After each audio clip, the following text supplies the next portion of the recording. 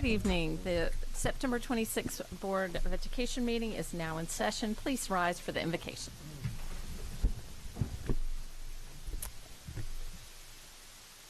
O God, we pray to administer that which is just in all educational policies, being ever mindful of your guidance, stir us to action with love, wisdom, and understanding. The pledge. To the flag of the United States of America, and to the republic for which it stands, one nation, under God, indivisible, with liberty and justice for all.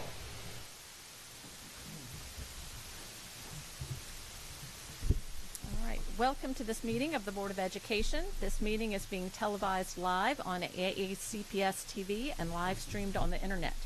General information and protocols for the meeting are posted on the sign by the doorway as you enter the room, so please make sure you read those if you have not already. Item 2.03 is approval of the minutes. If there are no changes or amendments, they will stand approved. Okay, item 2.04 is establish agenda order, and the agenda stands as posted. Item 2.05 is board recognitions, and we do have some recognitions, and if the board will go down to the well.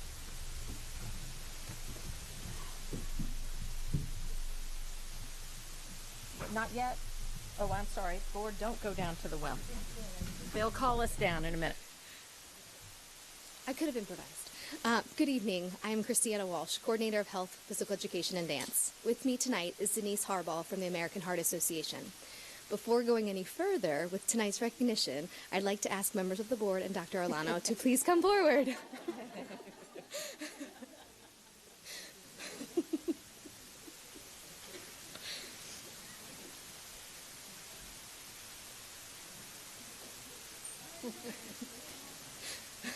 It's like, I would have...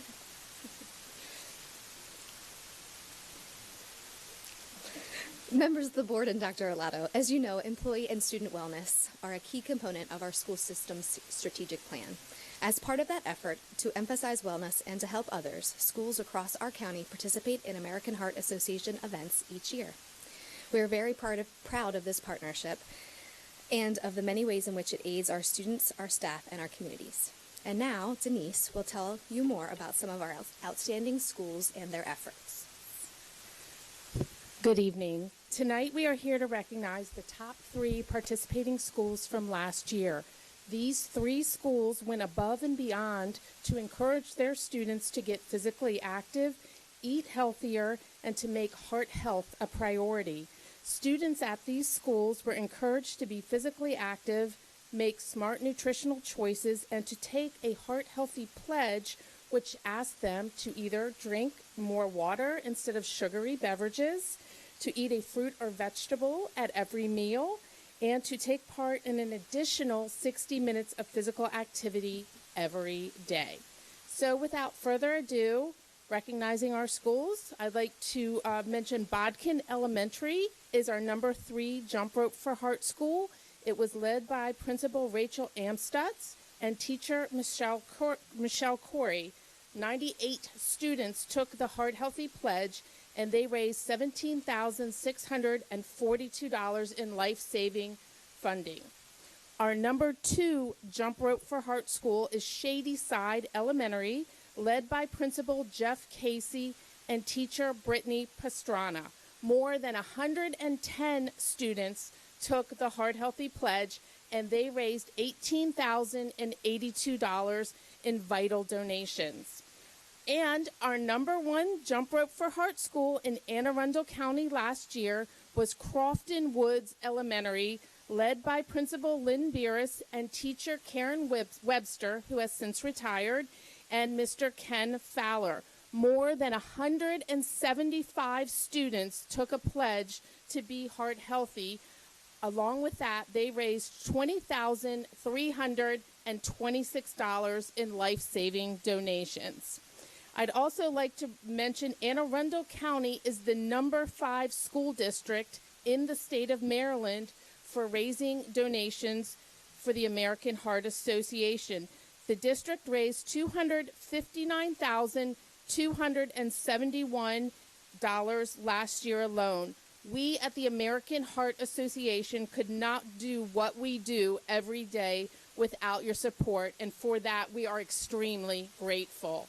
Representatives from all three of our top schools are with us tonight. As they come forward, please join me in saluting their efforts on the behalf of Anne Arundel County.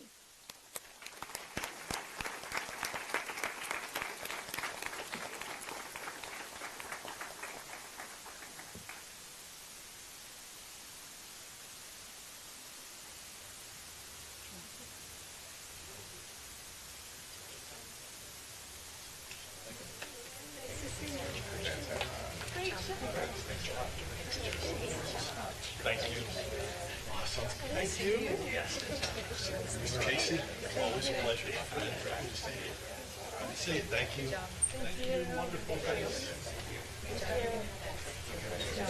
Now we go back up. Okay, we go back.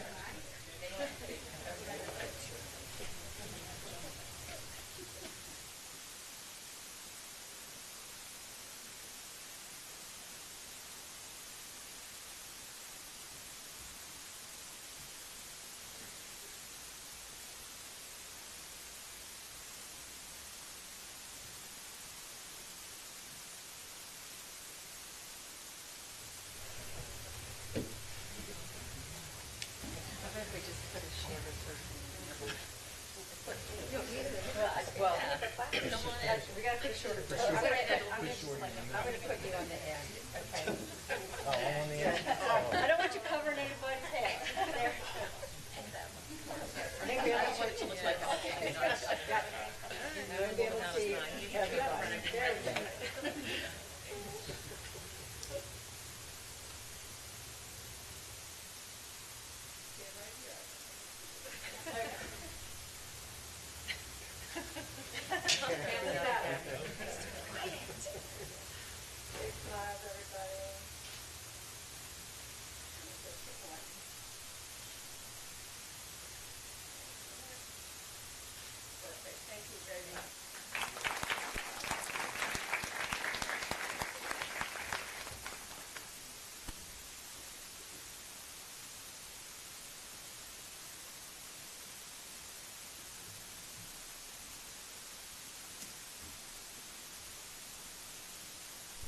Well, that was great. So, item 2.06 is school and community highlights. Anyone from the board? Dr. Arlotto. Thank you, Mrs. Hummer. I typically do not join in on this part of the evening. This is part of the evening for the board to really celebrate the time they've been out in schools and out in the community. But I am so excited about an event that occurred last night that I just can't contain myself. So we're going to have to deal with it. Last night, we cut the ribbon on our first official student-run business venture in Anne Arundel County Public Schools. Our students opened the cafe at Maryland Hall. For those of you that are familiar with Maryland Hall, on the second level, the main level, there is cafe space that was built many years ago, and a number of businesses have come and gone. But through some hard work and dedication and vision of Maureen McMahon and many of her staff, we have put together a cafe that is now serving. It's open 3 days a week, Tuesday, Wednesday, and Thursday, noon to 7, and 6:30, and Saturdays 9 to noon. And they're serving a variety of different sandwiches and salads, as well as pastries and cakes made by the students at Cat South in the culinary program. So they are not only baking and cooking, but they are interning and running the business. They're learning how to market. They're learning how to develop the appropriate costs. They're running the cafe, and we cut the ribbon last night, and it's fabulous. In addition to that, the cafe has art space where our performing and visual art students will be displaying their art throughout the year. And on Thursday evenings, pretty soon, it will be starting up some cafe music where our PBA students will be performing in the cafe on Thursday evenings. And so if you're ever in and around and you're looking near Maryland Hall and you're looking for a place to stop in and have a cup of coffee or a Danish or a salad or sandwich, introduce yourself to our students because they are awesome. And so I'm sorry, I just couldn't contain myself. It was a fabulous night, and it's a great intersection and partnership with Maryland Hall, as well as our dedication to really creating opportunities for students. We as a staff talk a lot about creating opportunities, and this is yet another opportunity outside the classroom that connects them to the real world learning that's happening in the classroom. And so just a plug for the great kids and the work at Maryland Hall, and stop by the cafe at Maryland Hall. So thank you.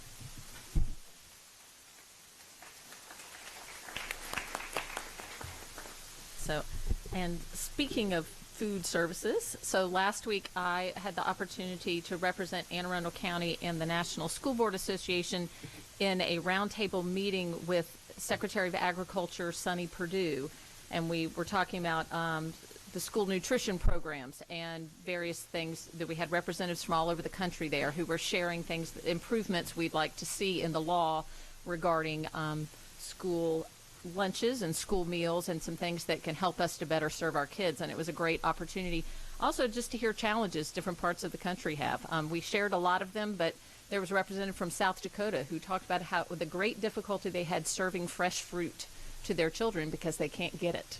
By the time they get it, the quality is very poor, and we're very fortunate over here. So it was interesting to hear from other people around the country, but also to speak up for all the school boards around and talk about ways that we could better meet the nutrition needs of our students. So item 2.07 is the CRASC report.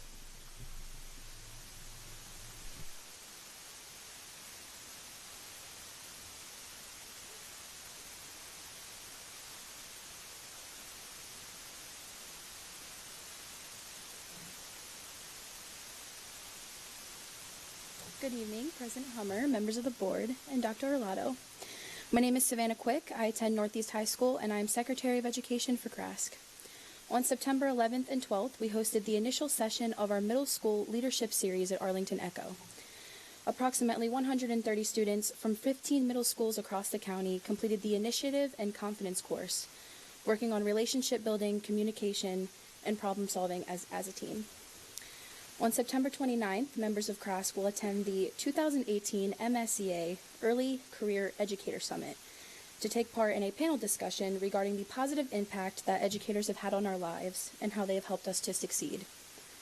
Since reconvening, we have begun the process of revising our platform and drafting our new constitution. We have also began planning several general assemblies. Our first will be in November, focusing on connecting military-dependent families to their communities. We are collaborating with Naval Support Annapolis and Miss Chobani. The 2018-2019 year has officially kicked off, and with it comes the all-too-exciting back-to-school nights. Our executive team members have attended these events to provide information about CRASC. We're excited to see what the 2018-2019 year brings for our awesome AACPS students. I appreciate the time to give you a quick update about what's happening in CRASC. Thank you. Thank you. Thank you. And item 2.08 is the PTA report.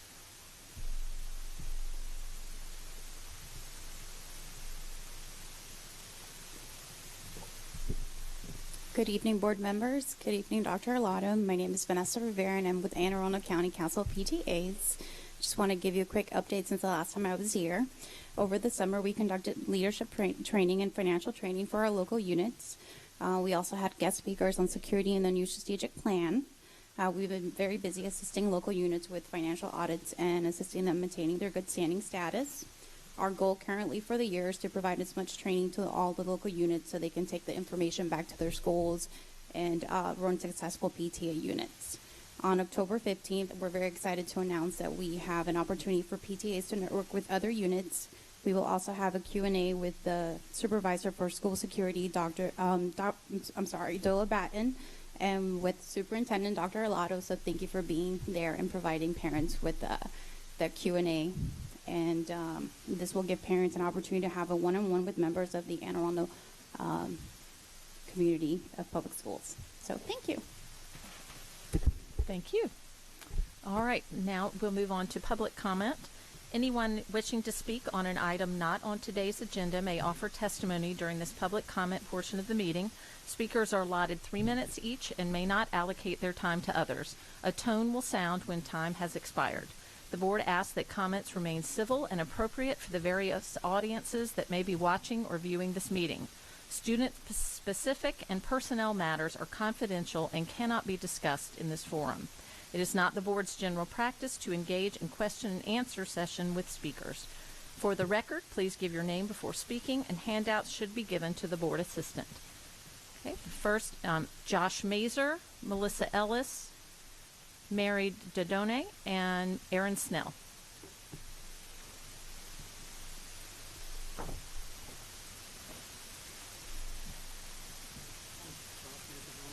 Yes, go right ahead.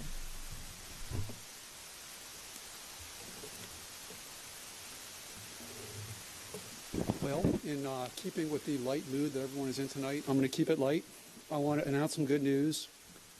Dr. Howard Haft, who is the Deputy Director of Maryland Department of Health, has credited me personally with changing Maryland state school policy with regard to the HPV shot. As we know from my visits to the board before, the State Department of Health has issued secret letters to every school superintendent in the state pushing the shot. And the good news is that if you compare the 2018 letter to the 2017 letter, there are a lot of changes, and the changes include removing the word critical in sentence 1. We no longer have a critical crisis of under-vaccination against HPV in the state of Maryland. That's gone. And it's no longer imperative for kids to get the shot. That's gone too. And the reason for that is because of me. I read the package insert, and I reported to the board, I reported to the state board, and that stuff is gone. What hasn't changed is the prevalence of HPV and HPV cancers in the state of Maryland. What has changed is that the Maryland State Department of Health has been caught red-handed, engaged in what I consider to be deliberately deceptive and morally questionable behavior. The Department of Health is attempting to co-opt our schools to earn sales bonuses for pushing the HPV shot.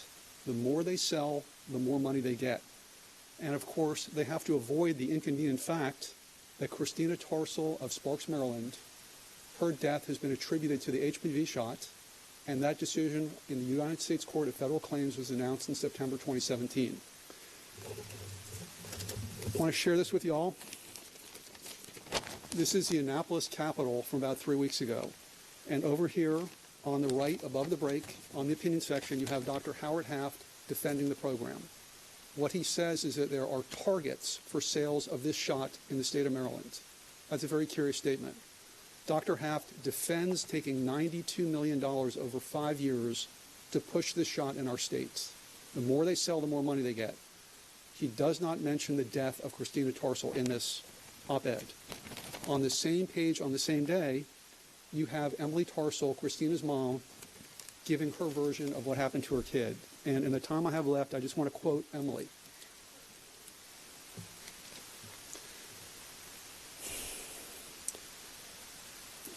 Let's see here.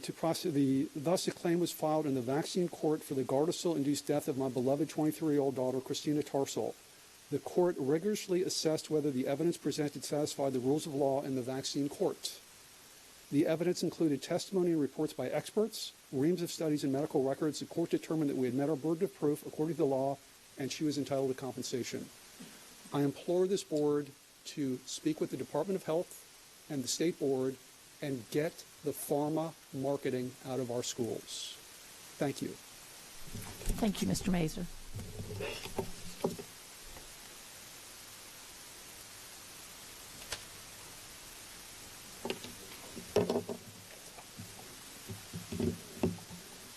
Good evening. Melissa Ellis of Millersville, Maryland.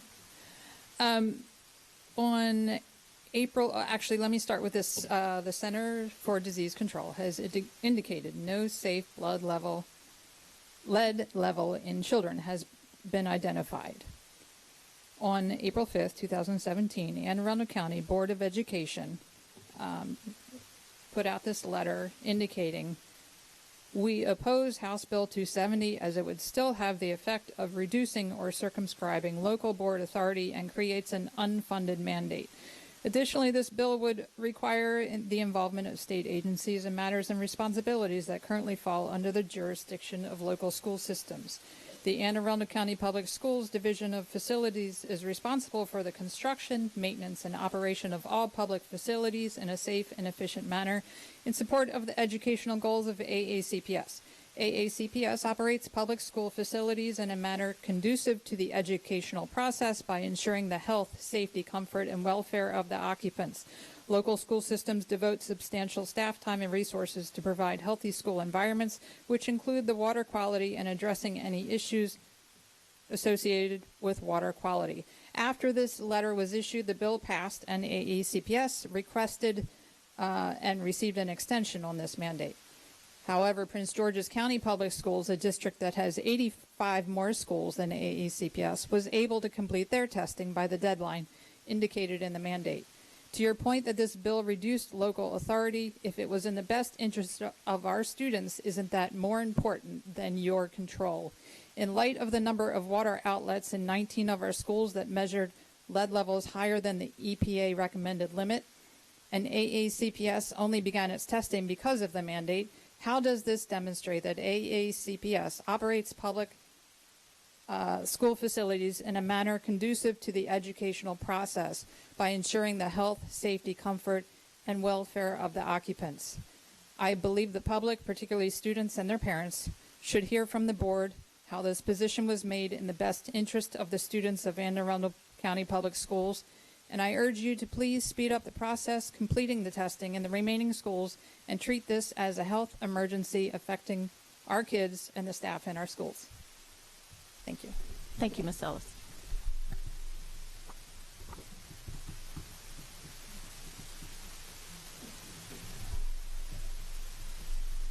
Good evening, ladies and gentlemen. I'm Dr. Mary Didoni.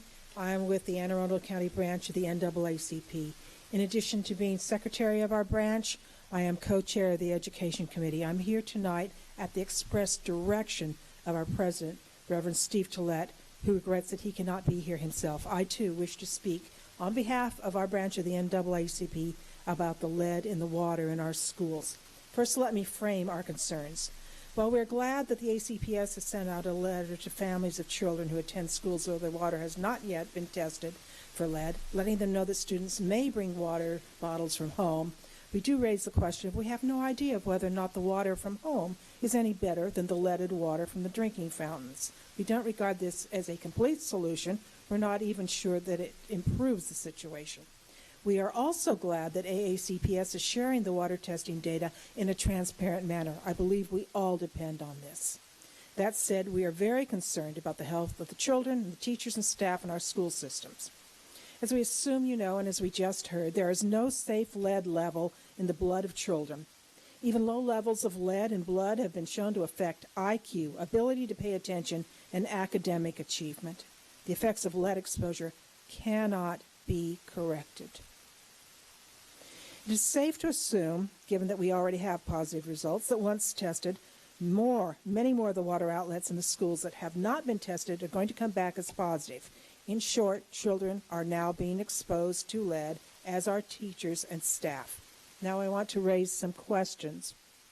Beyond allowing the children to bring water bottles to school, what is Anne Arundel County Public School doing to protect teachers and students from exposure to lead? I know from personal conversation that teachers are bringing water at their own expense and giving it to children.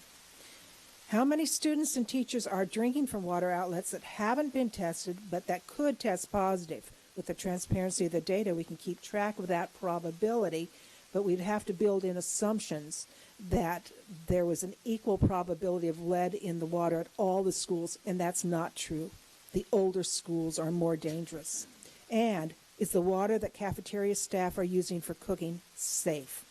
Therefore, let me state the position of the Anne Arundel County branch of the NAACP with respect to actions we would like to see this body to take. We believe the safest thing to do would be to assume that outlets contain lead until proven otherwise. We believe systems need to be in place now to make sure that all students and staff and teachers have safe water to drink at school and that school lunches are made with safe water. To do this, we may all need to come up with creative, dynamic solutions working together with other entities and each other. We also want to see the testing timeline accelerated, especially in the oldest schools, and schools that serve the youngest students, those who will have the longest exposure in the future until we correct the problem, those who are most vulnerable. There has to be some way to get things done faster.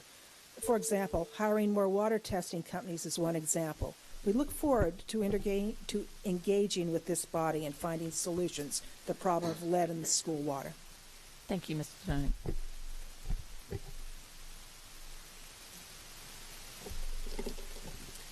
Good evening, Board and Dr. Arlotto. My name is Erin Snell, and I'm speaking tonight as the president of the Hillsmere Elementary School PTA. I also am speaking about lead tonight. I wasn't planning on speaking about this tonight, but I really feel compelled after our PTA meeting last night. We had a completely full media center of parents and in a gym full of students, and our parents are very concerned about the lead. And I'm also hearing appreciation about transparency of data, about the letter, informing parents, and I've also heard that there are efforts to try to speed up the process. But what I'm concerned about is in the interim. We are concerned. We already know that there are students drinking the water at our school. One parent came to me today saying, I just learned my 5-year-old, she has her water bottle at school, but at gym time, she's drinking out of the fountains. And how many students? I have a 7-year-old, or sorry, now 8-year-old, and a 5-year-old, and a 2-year-old. And my student is in 3rd grade, and he's been drinking water at Hillsmere for 4 years, and out of the same 2 water fountains. And so what if that water fountain, one of those water fountains, is in the 7% of water outlets that is tested positive or elevated lead levels? Basically, the purpose of the PTA is to advocate for all children. And so at Hillsmere, we are trying to advocate for the kids at our school, as well as fundraise to get clean water. And so we are budgeting and trying to find clean water for our school. But we know we're a very privileged PTA. And so we're concerned not only about our students who don't have access to BPA-free water bottles, and we're trying to find donors, but is that the role? Is that what we should be having to do? And what about the schools that don't have a PTA that is able to raise the funds that we are able to raise? So my ask tonight is to the board in terms of creative solutions.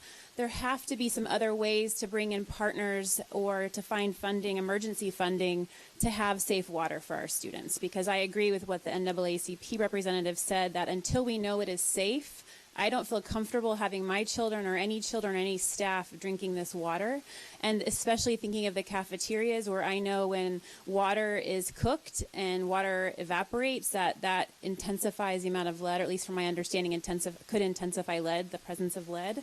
So I'm wondering what is being done in the interim to make sure our kids are not getting exposed at dangerous levels. So thank you. Thank you, Ms. Snell. India Oaks, Roberto Garza, and Dana Schallheim.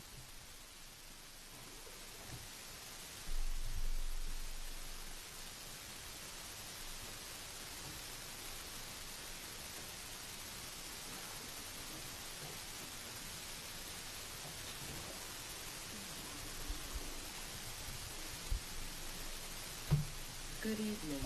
I am India Oaks, the parent.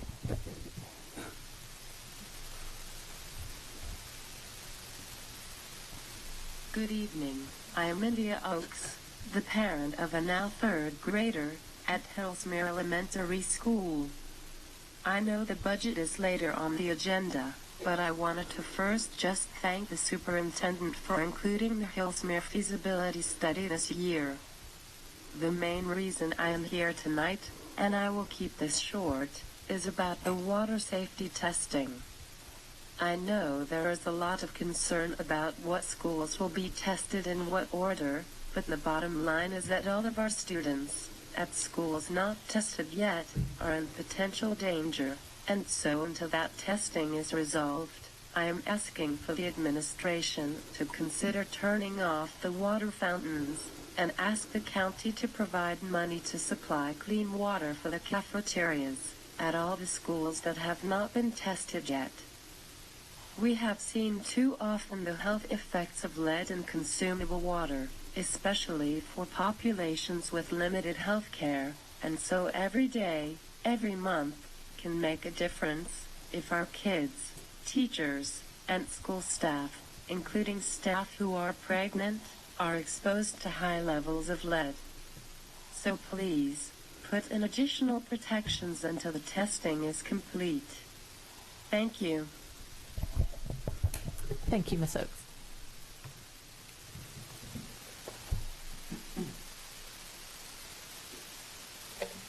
Good evening. My name is Roberto Garza, and I have 3 children, 2 of which attend Hillsmere Elementary. I'm also a proud graduate of the International Parent and Community Leadership Academy. Thank you so much for supporting that. I learned a lot, and especially speaking with Dr. Arlotto.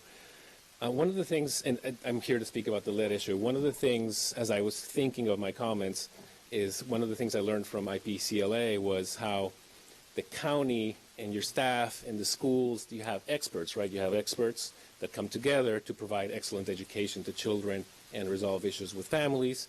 And being that I work in public health, albeit not in lead, it's a rich environment, a target environment for us and to come together and think. So I guess what I'm saying is I would love to learn more about how the county and you as the Board of Education are coming together and thinking outside of your current sort of stakeholders, because obviously as you think about lead and the process that you're engaged in to resolve this mandate, you can easily think of other stakeholders such as the public health officials at the county and higher levels. I can think of, this is obviously a complex process, so perhaps process management could be interesting. So it would be great to know more about how, as you, given the urgency that we're all, collectively take this issue, I hope that you are continuously reassessing your processes so that you can find efficiencies to accelerate, right? To accelerate the plan, to complete the testing, and then address the issues that you find. So how are you involving other individuals to critically assess the process so that, through the Six Sigma approaches, perhaps, business level approaches, you can identify efficiencies, reconsider what you're doing, and find solutions and accelerate. So we'd love to learn more about that and challenge you to think more broadly. You certainly have universities and other institutions and experts across the field who can help you critically review that. Secondly, public health education is a subfield of public health, and it's certainly a rich field that includes behavioral health. It takes into account literacy levels. The idea is to identify and understand your community so that you can educate them so they can make better, healthier choices, right? So I commend Dr. Arlotto for the great information that he provided to families, and this open and transparent information is fantastic. I also see the opportunity here to bring in the public health folks so that you can provide health education information to families on healthy water, how to identify the effects, the importance of getting more blood screening so that you can identify the children that perhaps have been affected, get them the help they need, and help families to continue to make healthy choices. Thank you so much. Thank you, Mr. Garza.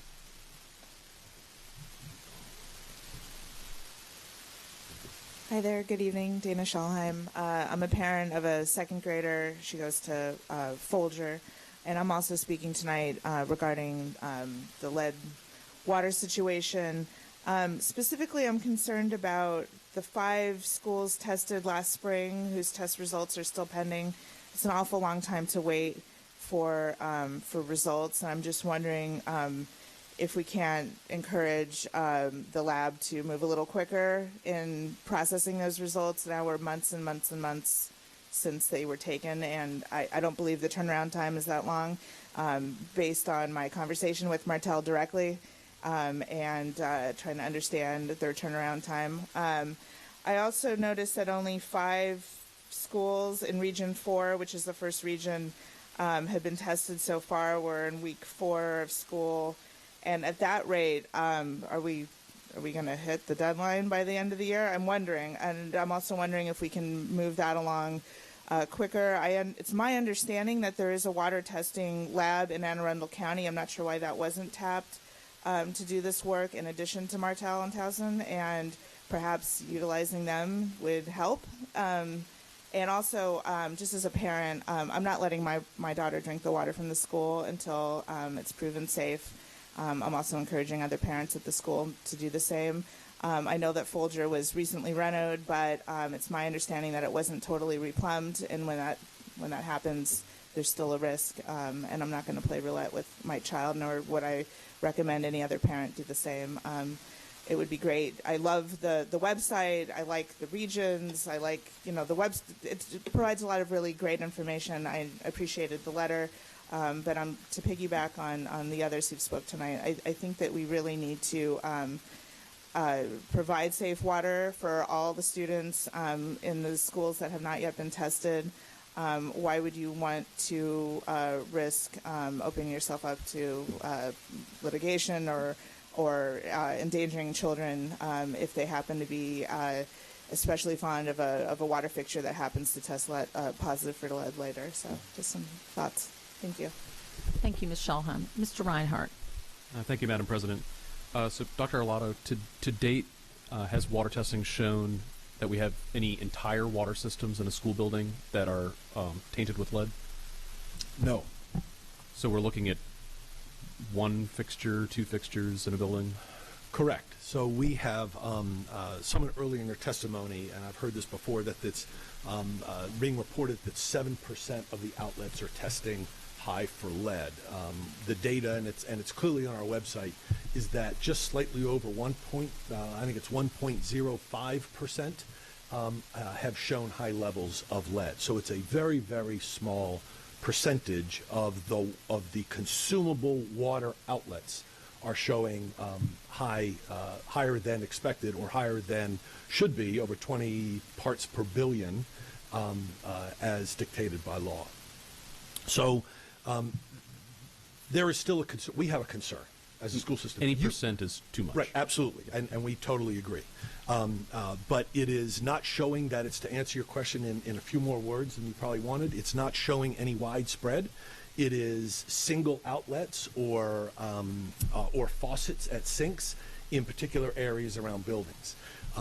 If it were the pipes, and I am not an expert, and so I say that very, very clearly, but as I've tried to get up to speed with these issues, we are not seeing it in, for instance, down an entire corridor of a school building or a wing of a school building, because if all of those outlets were coming up high for lead, that would probably say it's somewhere in the pipes, in the ground, or in the walls or floors.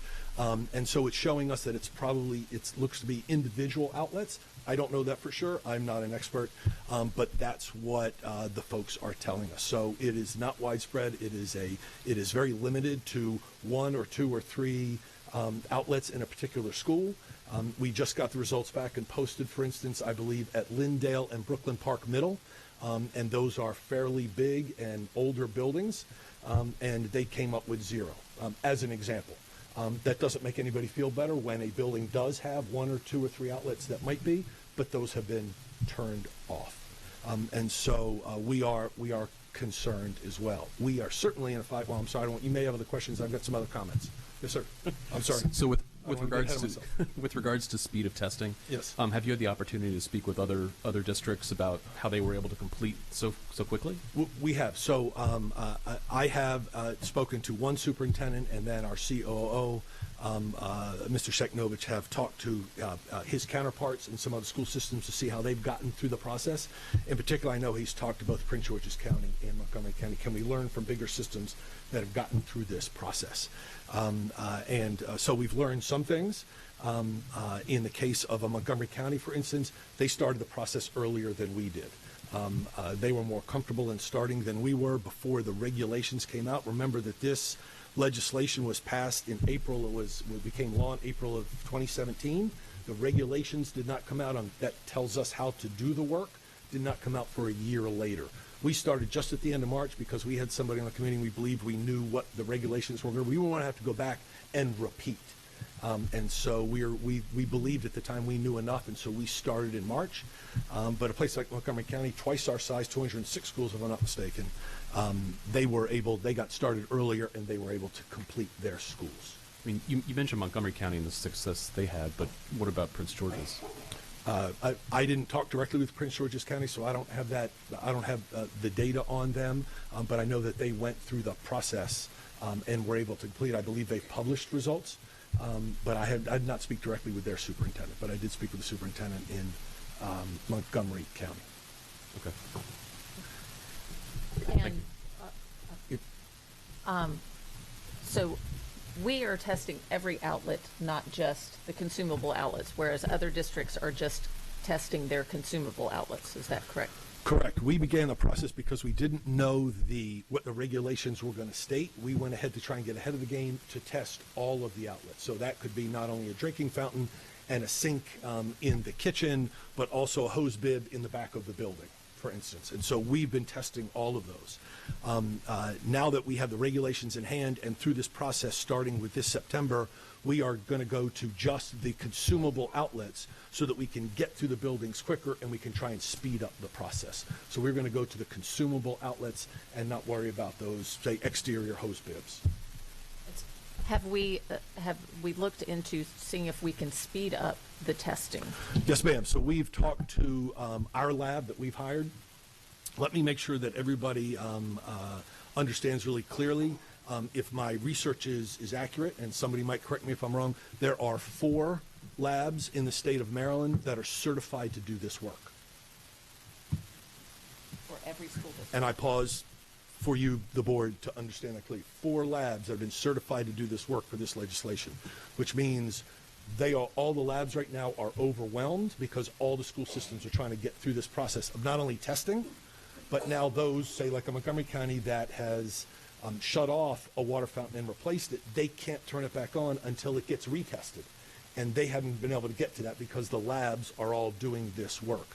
They are, our conversations with our lab, it's been mentioned, Martell Lab, they've been trying to work with us. We've asked them if they can speed up the process.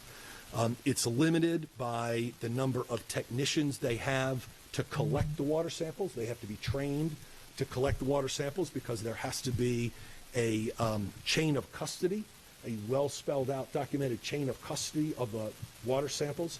And then once the water samples are taken, then they need to have the right lab techs to conduct those tests. It was mentioned earlier in testimony that we have some schools that were tested in April and May, we don't have the results back. And the answer is that's correct. Those results are at Martell, and they're going to get to them as soon as they can get to them.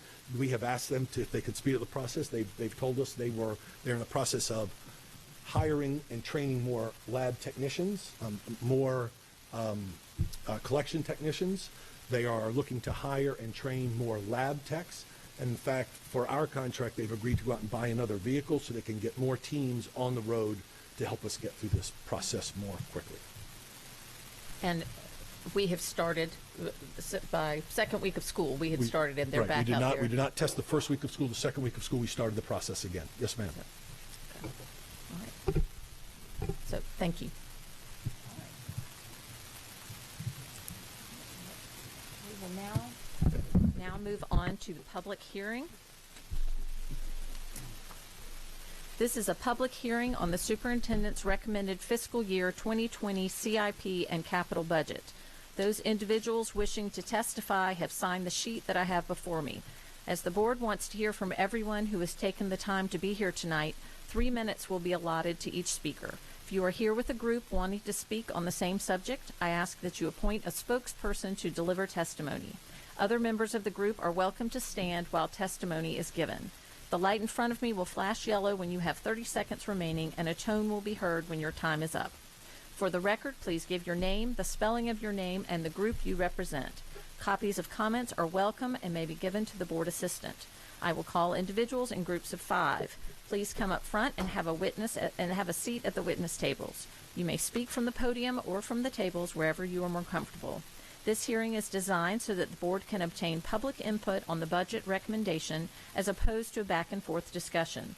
Board members will take what they hear tonight as well as other input received prior to this hearing and formulate their thoughts and questions about the budget, which will come up for adoption later in the meeting. Okay. And I have 2 people signed up for tonight, Kristen Itzel and Julie Stetter.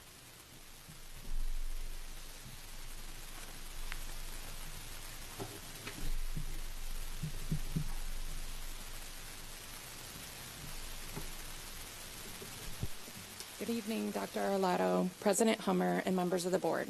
My name is Kristen Etzel, E-T-Z-E-L. I live in the Old Mill neighborhood, and I'm the organizer of the Fund Old Mill School Construction Group. To start, I would like to thank Dr. Arlato for including the initial phase of design funding for 3 of the schools in the Old Mill Complex Master Plan in his proposed fiscal year 2020 budget. This includes Quarterfield Elementary, Rippling Woods Elementary, and the new Old Mill West High School. Thank you.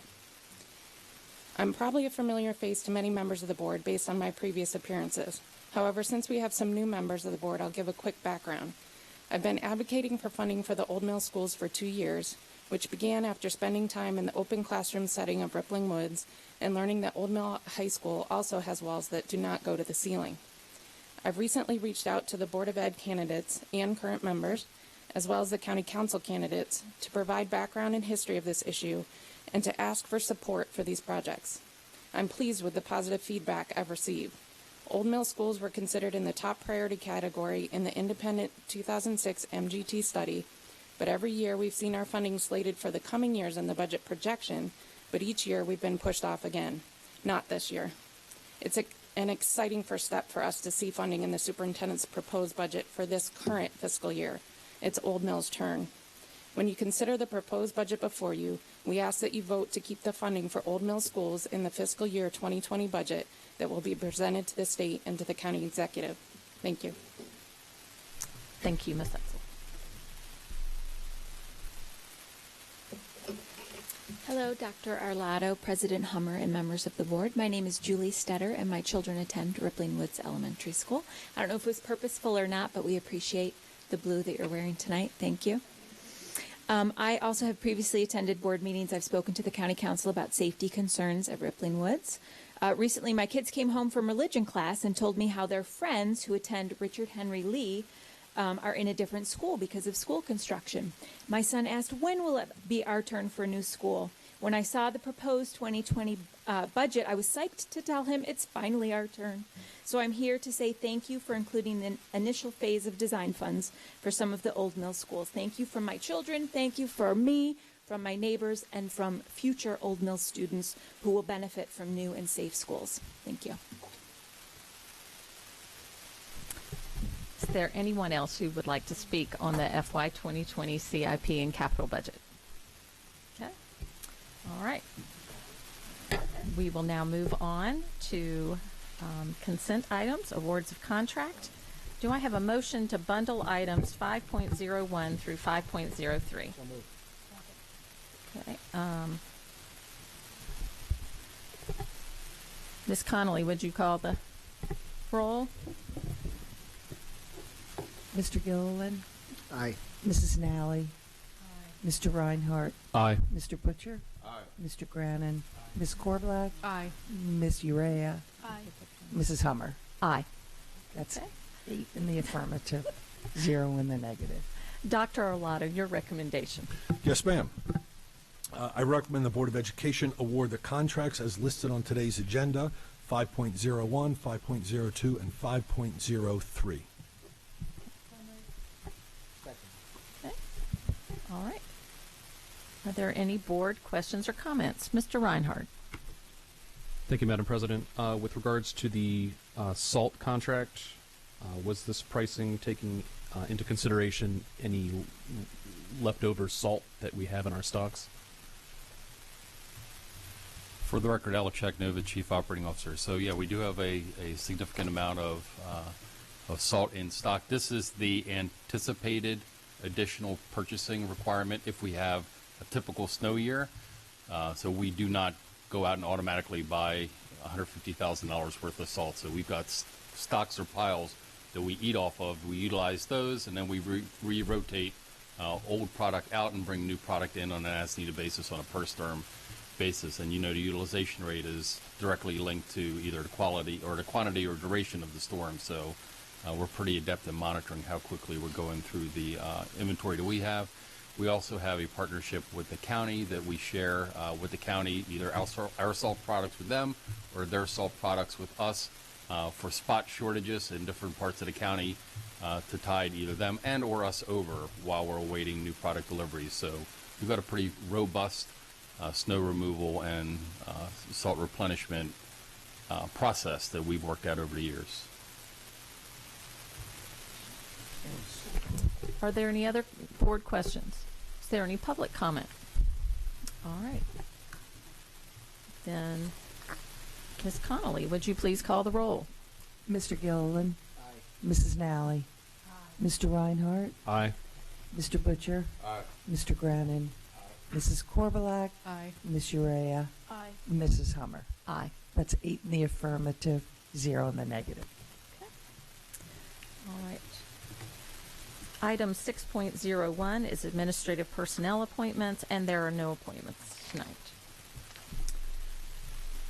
Item 6.02 is ratification of the negotiated agreement between the Board of Education and the Teachers Association of Anne Arundel County for fiscal year 2019.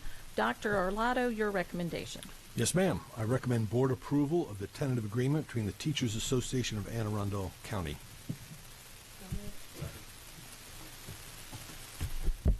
Ms. Rawls. Yes, good evening. My name is Melissa Rawls, and I am the Director of Employee Relations. The fiscal authorities for Anne Arundel County did not provide sufficient funds in the FY 2019 budget to fully fund the negotiated agreement between the Board of Education and the Teachers Association of Anne Arundel County. Accordingly, pursuant to provisions of the Education Article and the TAC negotiated agreement, the parties entered into renegotiations and successfully reached a tentative agreement subject to your approval this evening. The summary of changes as agreed upon by both parties include the following: that all Unit 1 employees will receive a 2.1941% COLA, which will be effective July 1, 2018, and that a mid-year step will be granted to eligible Unit 1 employees. The negotiating teams diligently worked to reach an agreement that best served the interest of all TAC members and recognizes their commitment to Anne Arundel County Public School students, staff, and community. I would like to thank Executive Director William Jones, former President Richard Benfer, and TAC, the negotiating team, for their ongoing partnership with the board during the FY19 negotiations period. On September 12, 2018, TAC approved this agreement, and I respectfully request your approval and ratification of the noted summary of changes. Thank you. Mr. Jones. Good evening. I'm Bill Jones. I'm the Executive Director and the Chief Negotiator for the Teachers Association of Anne Arundel County. Like my friend Ms. Rawls, I'd like to acknowledge the effort and the persistence of Ms. Rawls and the board's team, but I also want to acknowledge the members of the TAC team. This is the second time that this agreement or portions of it have been in front of you. You voted for it in June and then had to break it because of the lack of funding. And I know it's got to be a little frustrating for you, and I know it is for TAC and its team. We go through the same exercise way too often, negotiating a contract in good faith, and find out when it gets to Calvert Street, the resources to fund it get axed. I do ask for your support and ratification of this agreement, the remainder of this agreement anyway. And I also ask that you keep hope with me that this might be the last fiscal year for a while we have to go through this same exercise. Thank you. Ms. Korbelak. For the benefits of our employees, approximately when would they see their retroactive 2%, 2.1? Yes, we have an anticipated date that would be November 21st, 2018. So the retro payment would be included in that payroll notification for employees. And then when is the mid-year step month? It depends on when the mid-year point of your employment occurs. For 10-month employees, that will occur in February, in the beginning of February, and for 12-month employees, that will be in January. Thank you, guys. Mr. Reinhardt. Thank you, Madam President. 2.1941%. That's not exactly a nice clean number. How was that arrived at? TAC and the board, as Mr. Jones indicated, worked very hard, and the calculated amount is actually a result of an opportunity to provide the maximum amount that employees could receive, which was within the budgeted FY19 increase designated for Unit 1 employees. Are there any other board questions or comments? Is there any public comment? All right. Ms. Colley, would you please call the roll? Mr. Gilliland? Aye. Mrs. Nally? Mr. Reinhardt? Aye. Mr. Pritchard? Aye. Mr. Grennan? Ms. Korblack? Aye. Ms. Urea? Aye. Mrs. Hummer? Aye. 8 in the affirmative, 0 in the negative. Good job to everyone. Thank you. Thank you. Thank you.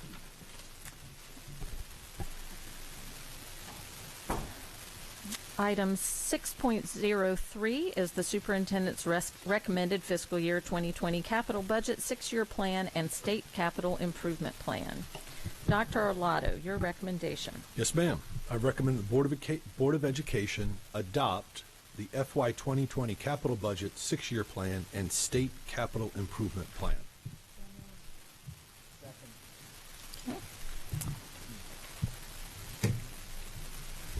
So, and we do have a presentation. Yes, ma'am. Please allow us to introduce ourselves. I'm Alex Shaknovich, Chief Operating Officer. Lisa Seaman Crawford, Director of Facilities. Michael McCafferty, a Supervisor of Maintenance. And we're here to present item 6.03, which is an action item this evening to adopt the fiscal year 2020 capital budget, as well as the 6-year plan and the state capital improvement plan. As the board recalls, the state funding cycle is out of sync with the county funding cycle. In fact, we are required no later than October 4th of this year to remit our requests to the state so that they can begin their budgetary analysis and deliberations. And that is why this budget is before you tonight. It was first presented to this board on the 12th of September, and on the evening of the 13th, we had an extensive workshop. We certainly had opportunities to answer questions that we've heard additional public testimony this evening. The budget that's before you has not changed. We're asking for the projects in the same order as was reviewed with you the evening of the workshop, and the same essential amounts from both the county agency and the state agency. With that, we'll rest our presentation and entertain any questions the board might have. Mr. Gilliland. Thank you, Madam President, and thank all of you. I'd like to thank all of you and Dr. Arlotto for what I thought was a very helpful workshop a few weeks back, so I appreciate your support answering a lot of those questions. Since then, I've had time to digest the numbers, and certainly I'm going to vote for this tonight.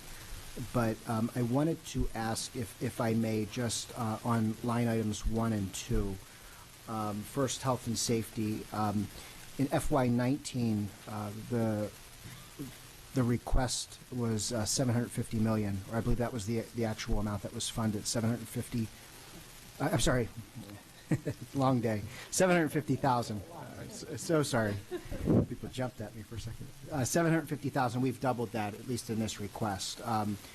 Is some of that money to account for the need to pay for some of the water faucets, et cetera, that may be needing replacement due to the testing results?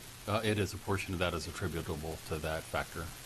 And then for line item 2, security-related upgrades, last year there was a $1 million funding line, or I should say the current fiscal year was a $1 million funding line, and then total we're looking at $7.45 million, $950,000 request from the state, and then $6.5 million from the county. Can you explain the rationale behind both of those numbers, the county as well as the state?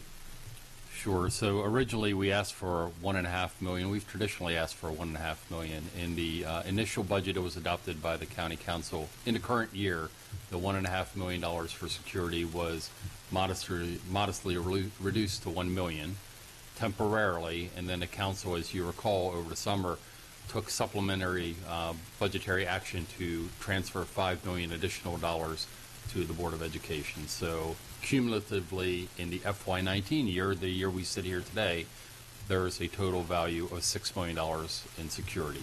In the year ahead, the request that's before you, it's really contained of three separate components, Mr. Gilliland. There is the original $1.5 million request, which is basically our standing request for like revolving security funds to cyclically replace equipment that's going out of date. For example, the hard drives for our camera systems that record and store the security items. After a certain number of years, they age out, they have to be replaced, et cetera. So there's that base $1.5 million funding level in there. We build upon that by taking up the second half of the supplemental insurance money that County Executive Shue announced over at Annapolis High School in the presence of many of you and your colleagues here on the board this evening. So there's $5 million. That's the second component of the 2-year $5 million announcement that the county executive made. And then finally, the state of Maryland, through legislation that was adopted and completed this past April, signaled that there's basically going to be 2 years of security-related funding from the state. It's going to be handled as a grant. They've telegraphed to us what essentially is the maximum amount of the award to the county. And so we've added a $950,000 line item in the request that we have before the board for FY 2020. And then we also have embedded in the FY 21, and although you're voting on the 20 budget, we have the second half of the $950,000 also embedded in the 2021 budget. So when the second half of the grant comes through, we'll have sufficient appropriation authority to spend it. We also ensured that we had thoroughly analyzed the grants and have met all of the matching funding requirements. So there will be no issue in terms of us being eligible for the awards once the state makes its way through that through their process on their end. Thank you for that. And I just want to be clear, because I think many of us were concerned that we weren't asking for enough when it came to security, school security matters, and I know the public has been asking for financial support there as well. But with regard to the $950,000, we are indeed asking for the maximum amount that we're allotted per the state grant. Mr. Gilliland, you know me well enough to know that I'm not going to leave any money on the table. So we're going to take every opportunity possible to maximize the yield that we receive from the state to stretch our local dollars as much as possible. Are there any other board? Mr. Reinhardt. So looking at the 6-year plan, it really is an exciting time to be part of Anne Arundel County Public Schools. We're looking at numerous new high schools, new elementary school, looking at 2022 to get that started for Mountain Road. My question deals with our anticipated populations by the time these projects are done. So we have Crofton High, we have Old Mill, and then Old Mill West. By the time those projects are completed, do we anticipate that we will be meeting the number of seats that are required for our high school students?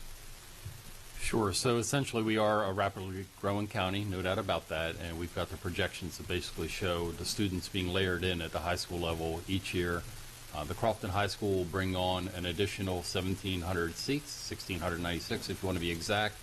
The two Old Mill schools together will have a total of 3,400 seats. Today there's only 2,300, so there's a 900-seat increase there spread amongst those two schools. And then the anticipated West County High School will have a total gain of 1,700 seats as well, being ground-up construction.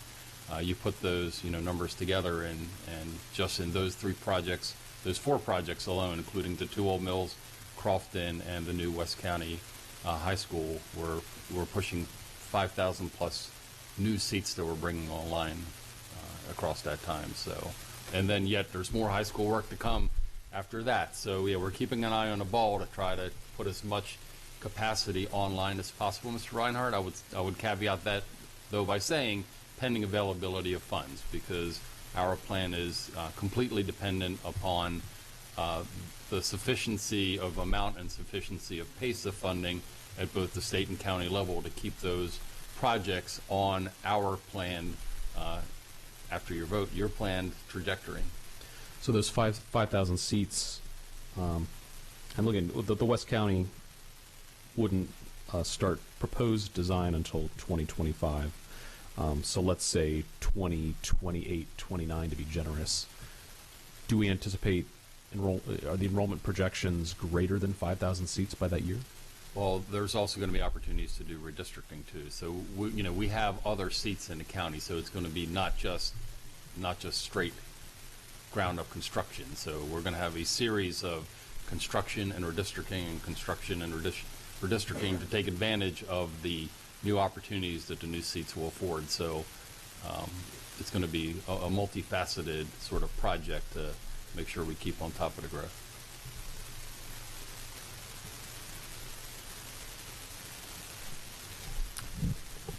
So as we move into the Old Mill project, as we discussed at the budget workshop, once this project gets rolling, it must continue. We can't stop in the middle. They're all kind of contingent on each other as it goes along. The only two schools that are not interlinked per se are the two elementary schools, that being Quarterfield and Rippling Woods. And what we are seeking to do is essentially to front load those two elementary schools.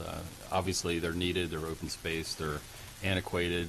Front load the two elementary schools and get them out of the way while we're finishing the permitting and design and getting the first of the Old Mill schools completed, and then that will allow us to focus on the secondary schools and Cat North at the same time. Just looking forward, are we looking at, I know we have some prototype designs for our various schools. Are we looking at using basically the same design for the two Old Mill high schools? The two Old Mill high, we anticipate, well, so let me back up by saying we're certainly the leaders in the state in the use of prototype designs. We are by far, in terms of the use and the precedent-setting nature of this county, we have the highest percentage and have for a very long period of time. We fully intend on constructing both high schools, Old Mill West and East, as prototypes, and both middle schools, Old Mill Middle, North, and South, as prototypes. And the two elementary schools, again, should a feasibility study depict them as being new schools, and again, considering the flight path and some other considerations, that's highly likely, both elementary schools will be prototypes. So the only project out of the Old Mill study that will not be a prototype will be our Cat North facility. However, we have already had extensive conversations with Montgomery County. They constructed the most recent ground up, very, very nice, and some staff have already toured, and we intend to learn a lot from their new facility that they just put up, and Dorchester County put up a technology center about 3 or 4 years ago. So we haven't put a technology center here in quite a long time. I think Cat North was mid-1975, I think, something of that nature. So we have a lot to learn. We're very good at the elementary schools. We've obviously, done middle schools, but I think we have a little bit of the benefit of Cat North being a little bit later in the sequencing, so we can get up to speed and do our homework on what the state-of-the-art of CAT programs are across the state of Maryland. So, and does that save us significantly in design and cost when we're using the prototype from one to the other? It does. It saves us on design. That's one piece. The other thing is saves us on time. We can design it quicker. We have less chance of having errors and omissions. It gets through permitting quicker because the second prototype that goes through to reviewing authorities look at it and say, oh, I've already seen this before. All the kinks in a way have been worked out of it from the regulatory code perspective. Certainly, because it's a prototype built on ground up, that doesn't mean that the ground underneath or where the utilities come in, there are some things that need to be adjusted. But it does save time, it does save money, both on the design side, and then once we've built the first one, got the kinks knocked out of that one, certainly we'll save on change orders and unforeseen conditions, things like that, on the second iteration of each prototype. Mr. Reinhardt. So with the prototype design, do we anticipate getting several designs to consider? Again, I'm beating the drum on projections, seat projections. Would we be able to see small, medium, and large, for example, for the school, so that we could perhaps have larger buildings? It's TBD when we get to that point, but certainly we do. Most of our buildings, we contemplate expansion of them, so we pre-position some assets. The central plant, we run some bulk mains for water supply, for sewage return, things like that. So we anticipate the eventuality that some buildings may need to get expanded. We also anticipate the eventuality that the building may possibly need portable, relocatable classrooms, and we pre-position assets in our buildings to support the potential eventuality of them having portables there as well. So those are the factors that Ms. Seaman Crawford and her team routinely take into account in every one of the designs they do. So during the workshop, Mr. Gilliland touched on the ability for us to bulk purchase construction materials.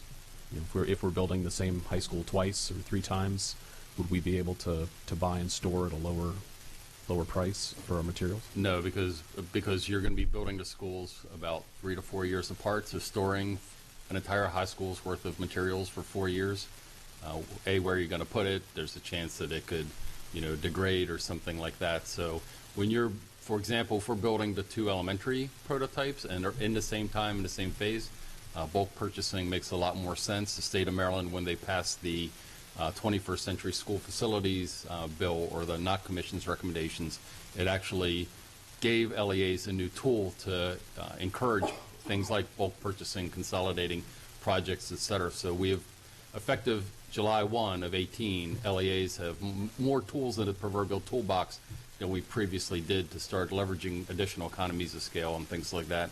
And we absolutely intend to employ those to the best of our abilities on all of these projects. So we'd be able to partner with, say, Baltimore County if they're working on Lansdowne High at the same time?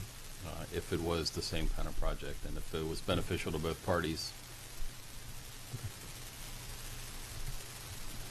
Are there any other board questions or comments? Is there any public comment? All right. Ms. Connolly, would you call the roll? Aye. Mr. Reinhardt. Aye. Mr. Butcher. Aye. Mr. Brannan. Ms. Korbelak. Aye. Ms. Urea. Aye. Mrs. Hummer. Aye. 8 in the affirmative, 0 in the negative. Thank you all for all your hard work on this.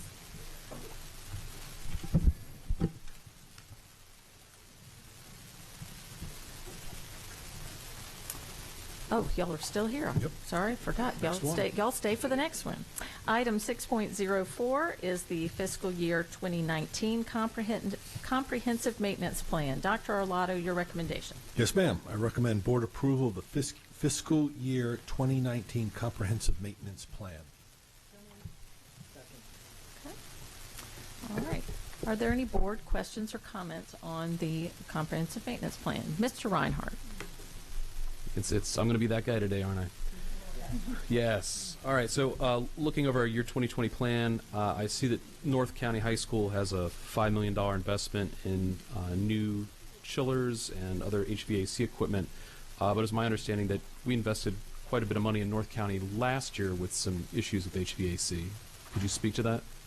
Sure. So North County High School, Mr. Reinhardt, is built in phases. As you know, it wasn't all constructed and put in. All the equipment wasn't put in at one single time there. So like many of those buildings that are phased or go across time, the equipment has an expected life expectancy, and we try to match the reinvestment or the replacement of that equipment with the coterminous with the expiration of that equipment's expiration date. If we replace it sooner than that, we basically lose value. So, for example, if we bought a 20-year chiller, I'm just making up an example to keep things simple, but if it was still good working order, why replace it in year 17? We would be leaving 3 years of value of that unit on the table. So with the limited resources we have, we do try to right time, right place. Now, obviously, again, in my hypothetical example, if you have a 20-year machine, it could suffer premature failure. It could have a lightning strike that knocks it out. So sometimes we do have to do things sooner than we would have hoped, but to the extent possible, we try to go with a programmed or planned approach to equipment replacement. So was that money spent at North County last year? Were we planning to spend that money, or was that emergency repair? Last year was an emergency repair. Would you agree that that could have been prevented with additional maintenance staff looking after that equipment more frequently? I think that was all related to a extreme cold weather condition, largely. which isn't predictable. I mean, we're sitting right now in the middle of the rainiest year we're probably going to go down as the rainiest year we've ever had in the state of Maryland. So that was more of a weather-related function than a lack of attention to the equipment issue. Were any other large sums of emergency dollars spent in the county that could have been preventable?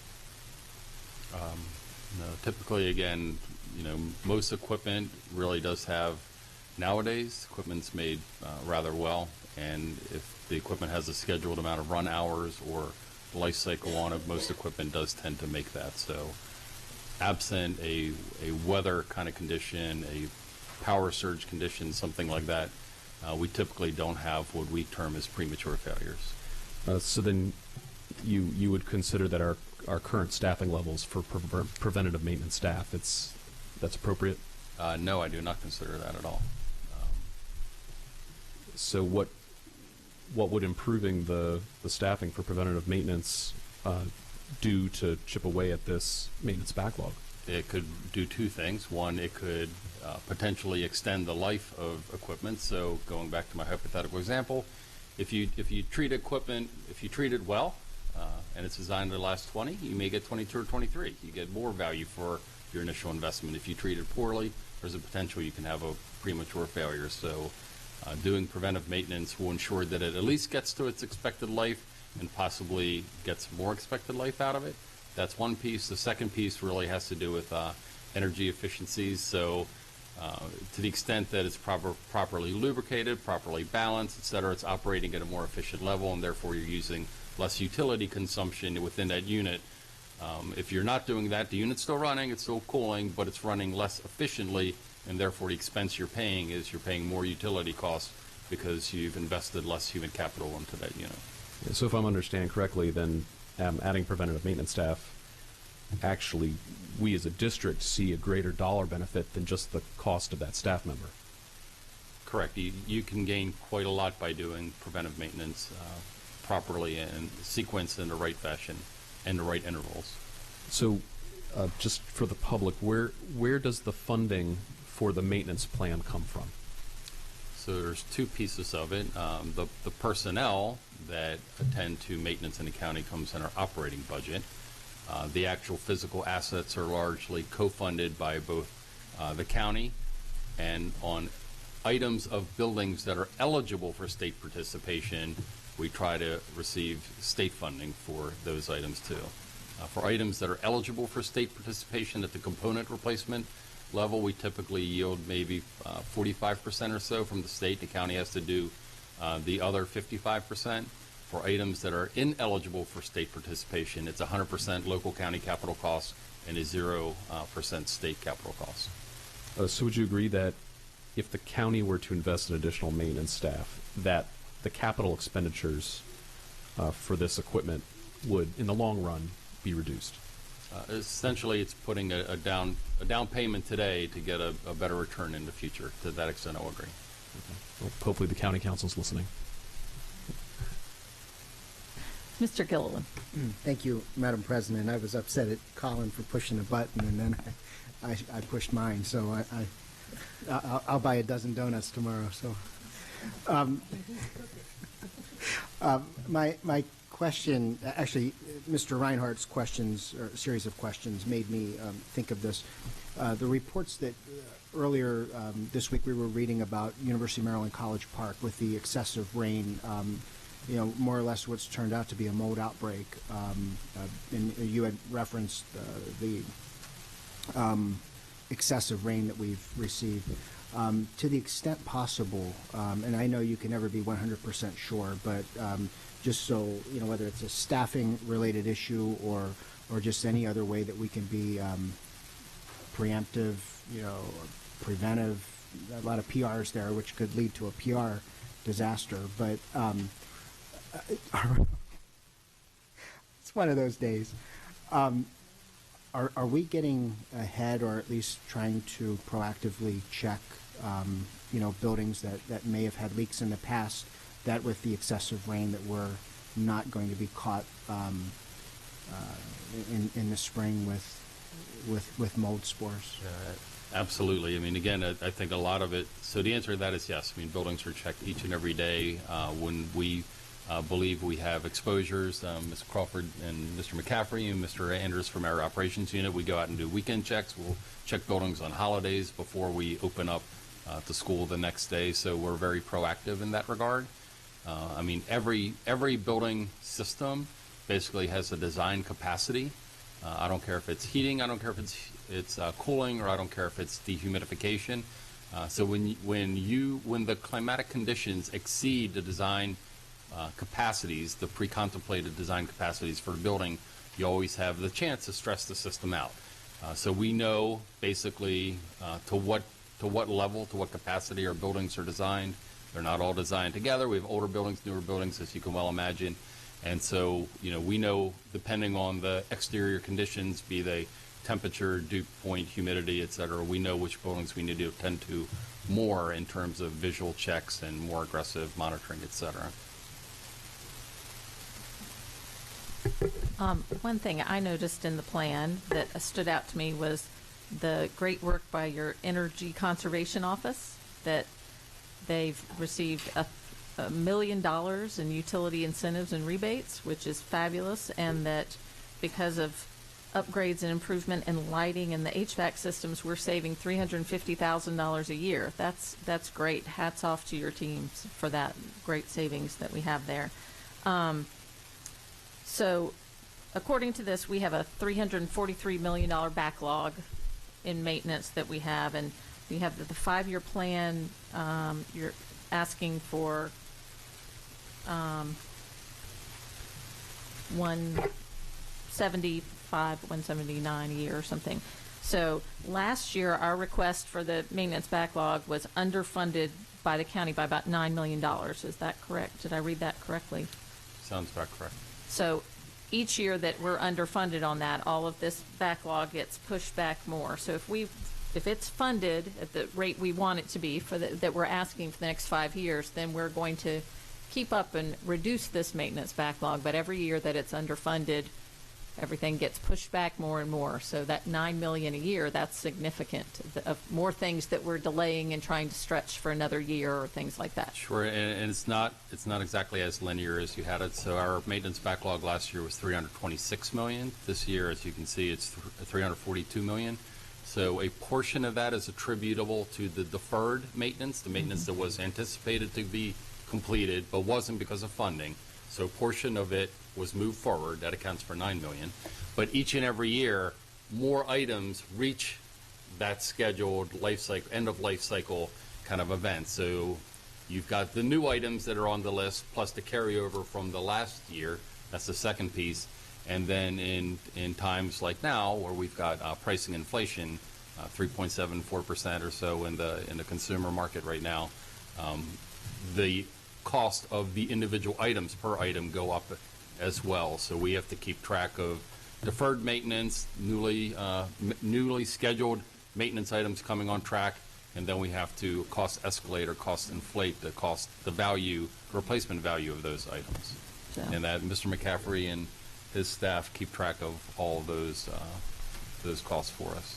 So, as Mr. Reinhardt said, additional preventative maintenance staff would be a down payment for savings in the future, and receiving appropriate funding from the county to meet these goals saves us in the future too, because as you said, costs go up. So the sooner we can do things, if we do it the price today, it's going to be less expensive than the price in 2 years. Right, and the state is very mindful of that as well. The state will not participate in funding of the replacement of ill-maintained equipment. So if we have a project and we put in, and Mr. Reinhardt began to go down this road, if we put in for a project, all capital projects are line item appropriated. I mean, the state looks at our justification level. They look at the age of the equipment. On occasion, they'll send inspectors out to look at our assets before they'll decide whether to fund them or not.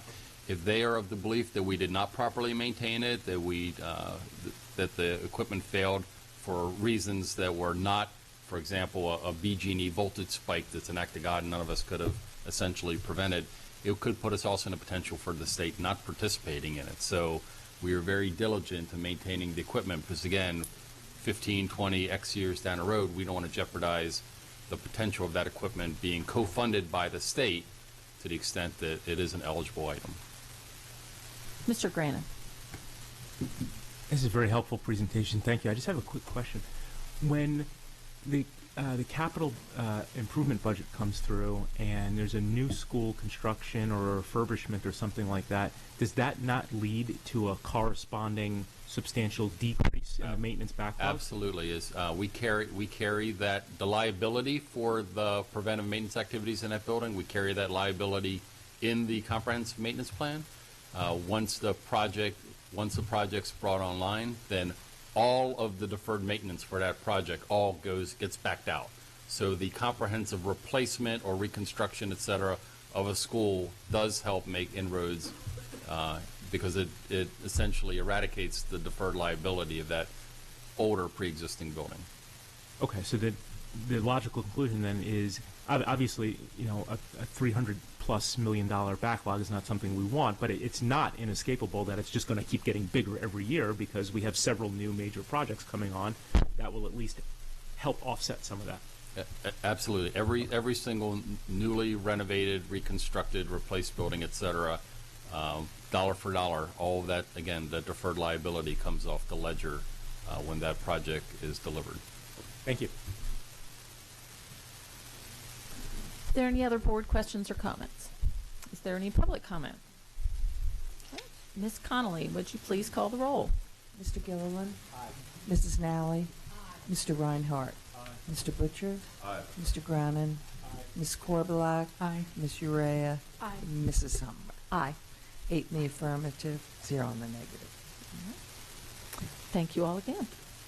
All right. Item 6.05 is Glen Burnie Park Elementary School Forest Conservation Declaration. Dr. Arlotto, your recommendation. Yes, ma'am. I recommend board approval of the Forest Conservation Declaration of Covenants, Conditions, and Restrictions at Glen Burnie Park Elementary School. Are there any board questions or comments on this item? Is there any? I see your finger waiting there. Mr. Gilliland, your finger's there. Do you want to? No? Okay. Is there any public comment? All right. Ms. Connolly, would you please call the roll? Mr. Gilliland? Aye. Mrs. Nally? Mr. Reinhardt? Aye. Mr. Butcher? Aye. Mr. Grannon? Aye. Ms. Korbelak? Aye. Ms. Urea? Aye. Ms. Hummer? Aye. 8 in the affirmative, 0 in the negative. Thank you. Thank you. Thank you all.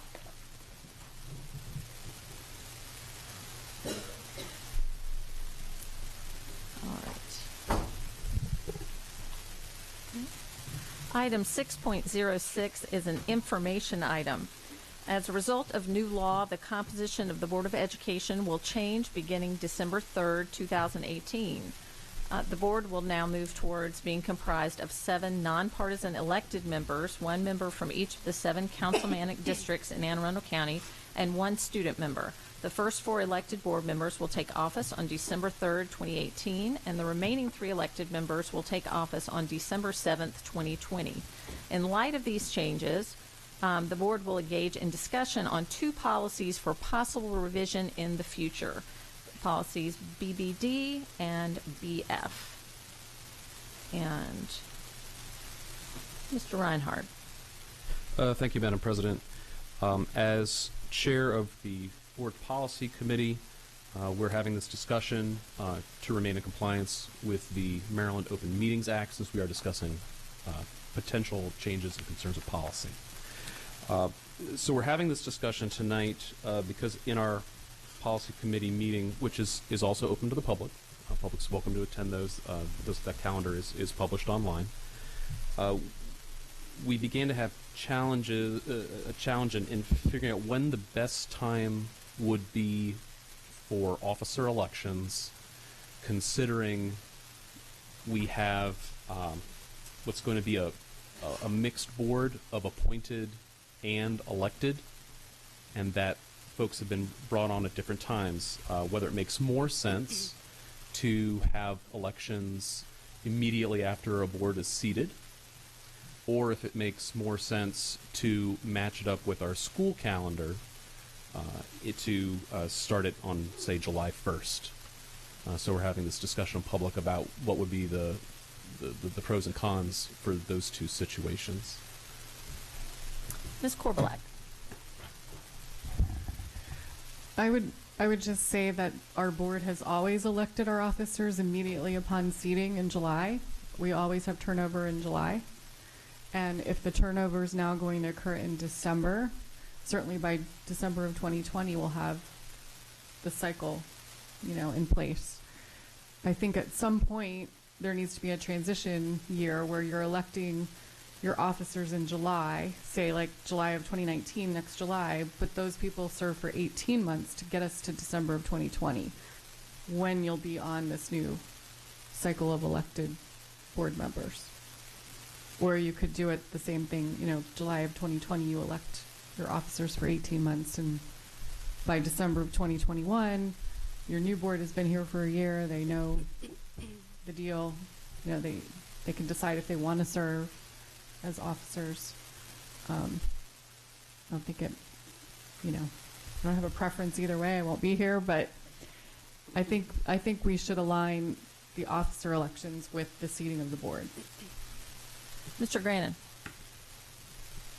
I agree with the substance of what Ms. Korbelak was saying, but just another alternative then would be obviously to have an election early in 2019, and that would be a new board seated, and I'm not saying that's necessarily better than what Ms. Korbelak was suggesting, but in particular, given the policy behind the legislature's change in how board members are selected,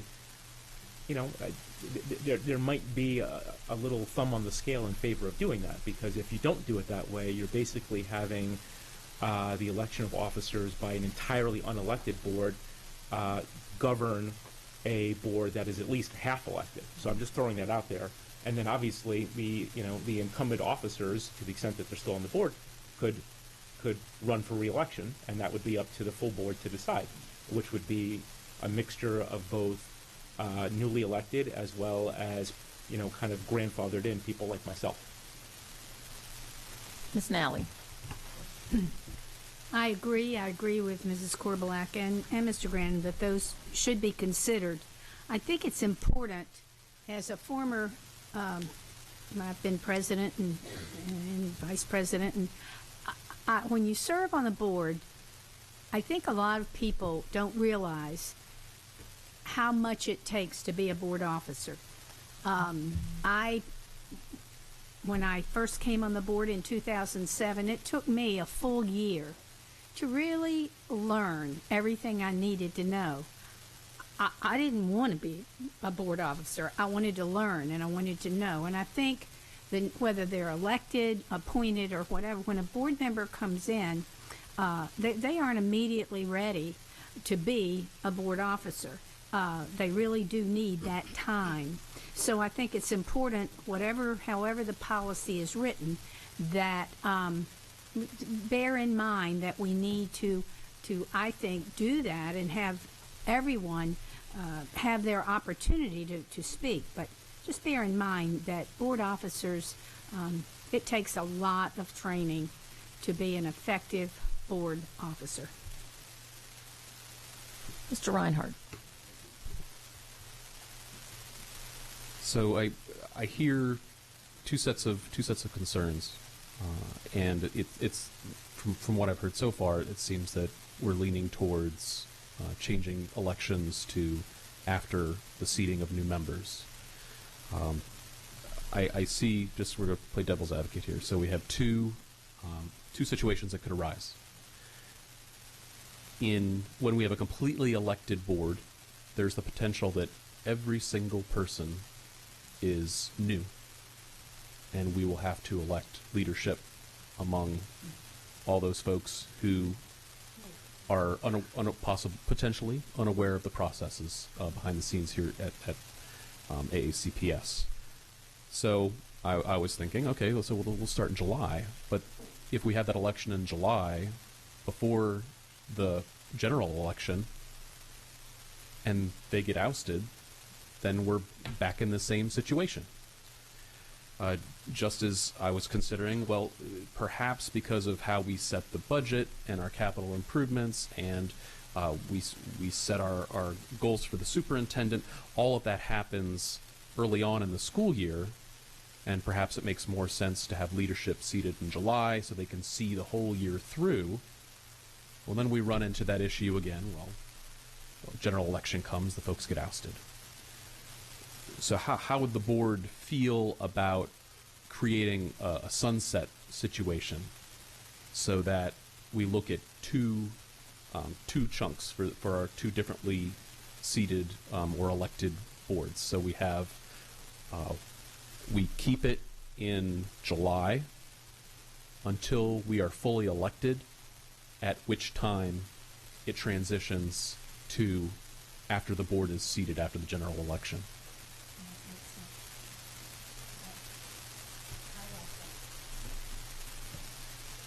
Ms. Corbelette. That's what I was suggesting by having an 18-month president and vice president, because your fully elected board is December of 2020. So December of 2020 is when you should have December elections. Because we've already elected our officers for a July to July term, going through July of 2019. We didn't change our policy in advance, so they stay till July of 2019. So July of 2019 is the first time we could actually put a new policy into effect. So Mr. Grannon suggested that perhaps after this election that we have another vote. So we can't change the policy at this time. Our officers are our officers for the next 12 months. Is that correct? So based on the current policy, so if you leave the policy as is, then your officers are your officers. I mean, ultimately, if you decide to revise your policy in some way, and I'm sorry, Jeanette Ortiz, Legislative and Policy Counsel for the record. So if when you update your policy, once you revise it, then you would follow through. You indicated a sunset provision, or we could do a delayed effective date is another way of looking at it, in that even if you updated the policy now, it wouldn't take into effect until whatever date, the board decides on the voting of the officers. Mr. Grannon. Yeah, I guess the more I think about this, especially since we're no matter what going to end up in a system where the elections take place after the board members are seated. That's what's that's inevitable. The more I think about that, the more I think about the aura or the impression that's going to be given to the new board members as well as to the public if we try to hold that at bay as long as possible. That seems like really frighteningly undemocratic in the face of what the legislature is doing, to say, well, we're going to hold off on that because we think that people who have been in office longer know better, and so we're going to make their tenures stickier. I think even after hearing this, I even more strongly feel that we should make the case that the elections should occur right after this December, and then the people who have these positions can make their case to the new board, which will be half elected or almost half elected, and then whoever else is sticking around, and they can make their arguments as to why their experience on the job in that particular position is what's best for the board, and then the full board can vote on that. But to say, well, we know better, and we're going to hold this inevitable change. It's happening.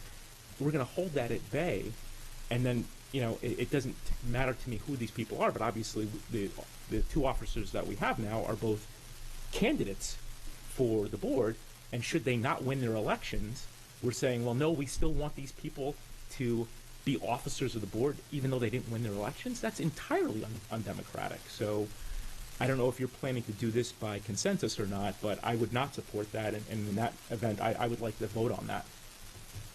We're actually not voting on anything tonight. This is just a discussion, and then it will be sent back to the policy committee to be drafted. So there's no vote tonight. This is just an open, transparent discussion before the public about different options. Mr. Reinhardt. So To your point, Mr. Grannon, you'd mentioned in earlier comments that we should give the incumbents an opportunity to make their case, as well as the new board members. I believe that could occur in January or in July. That they would both have that same, and the 6 months would give folks an experience. I certainly hear your concerns, and with going back to the policy committee, there will be opportunities for public comment, just as with all of our other policies, as we enjoy a discussion about sunscreen use in just a few minutes. So there will be an opportunity to hear from the public and also to cast a vote and share on that. But but if I understand correct, Ms. Korbelak, so we would, the second, so you were proposing 18 months rather than a 12-month and a 6-month.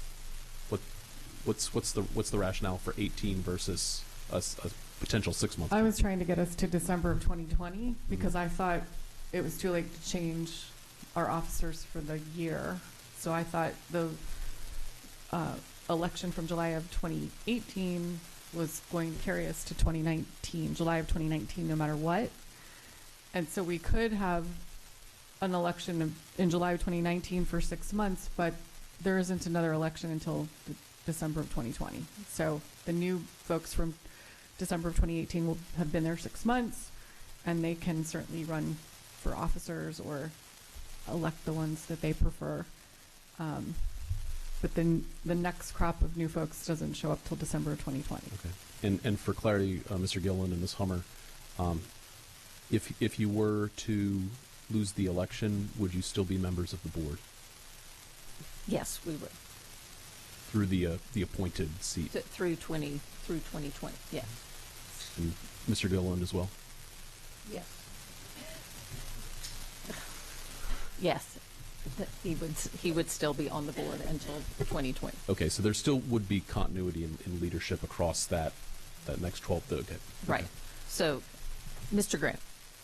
Yeah, I think a very important point that Ms. Korbelak was making is you had thought that, but then Ms. Ortiz disabused you of that. So that's a very important, not so subtle point that we should get across, is it very easily could be changed in this policy by this board to make the election, for example, in January, in which case we would just then have annual elections in January, right after the members are seated each December.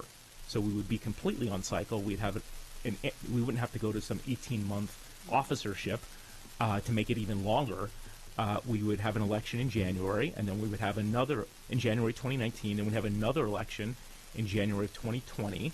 Then whoever comes on in December of 2020 is eligible to run in the next annual election of January 2021.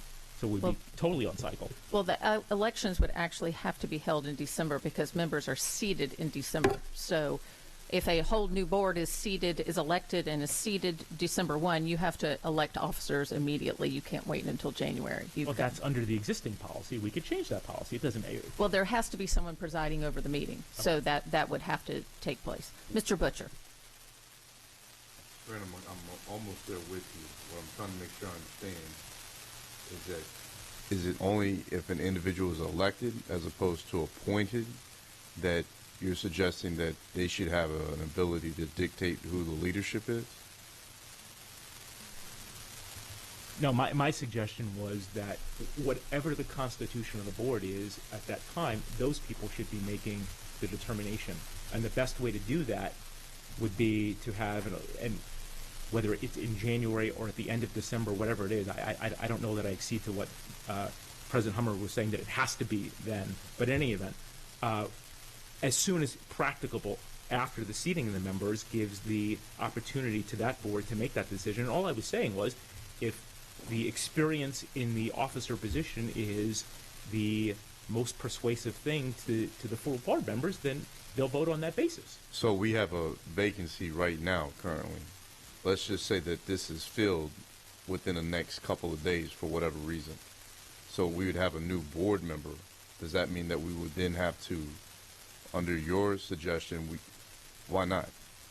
You would have a new person that would then have to say, well, I didn't agree to the membership before. I should have an opportunity to weigh in on it. I could probably do the job better. because an ad hoc resignation or incapacitation of a board member that leads to a replacement is one person. What we're talking about is setting forward basically the constitution for how this board is going to elect its officers. And we're debating back and forth between proposals, and it was made abundantly clear through Mr. Reinhardt's questioning and I think accurate description that no matter what, we are going to get to a position where this board elects its leadership immediately after the board is seated.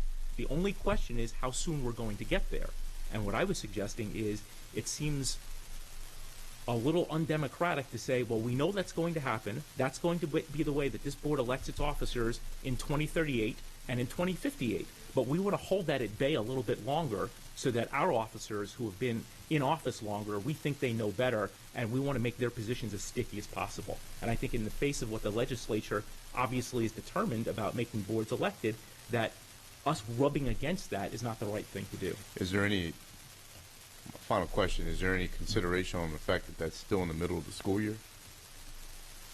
Is that any consideration? Whether it's December or January, it's still the middle of the school year.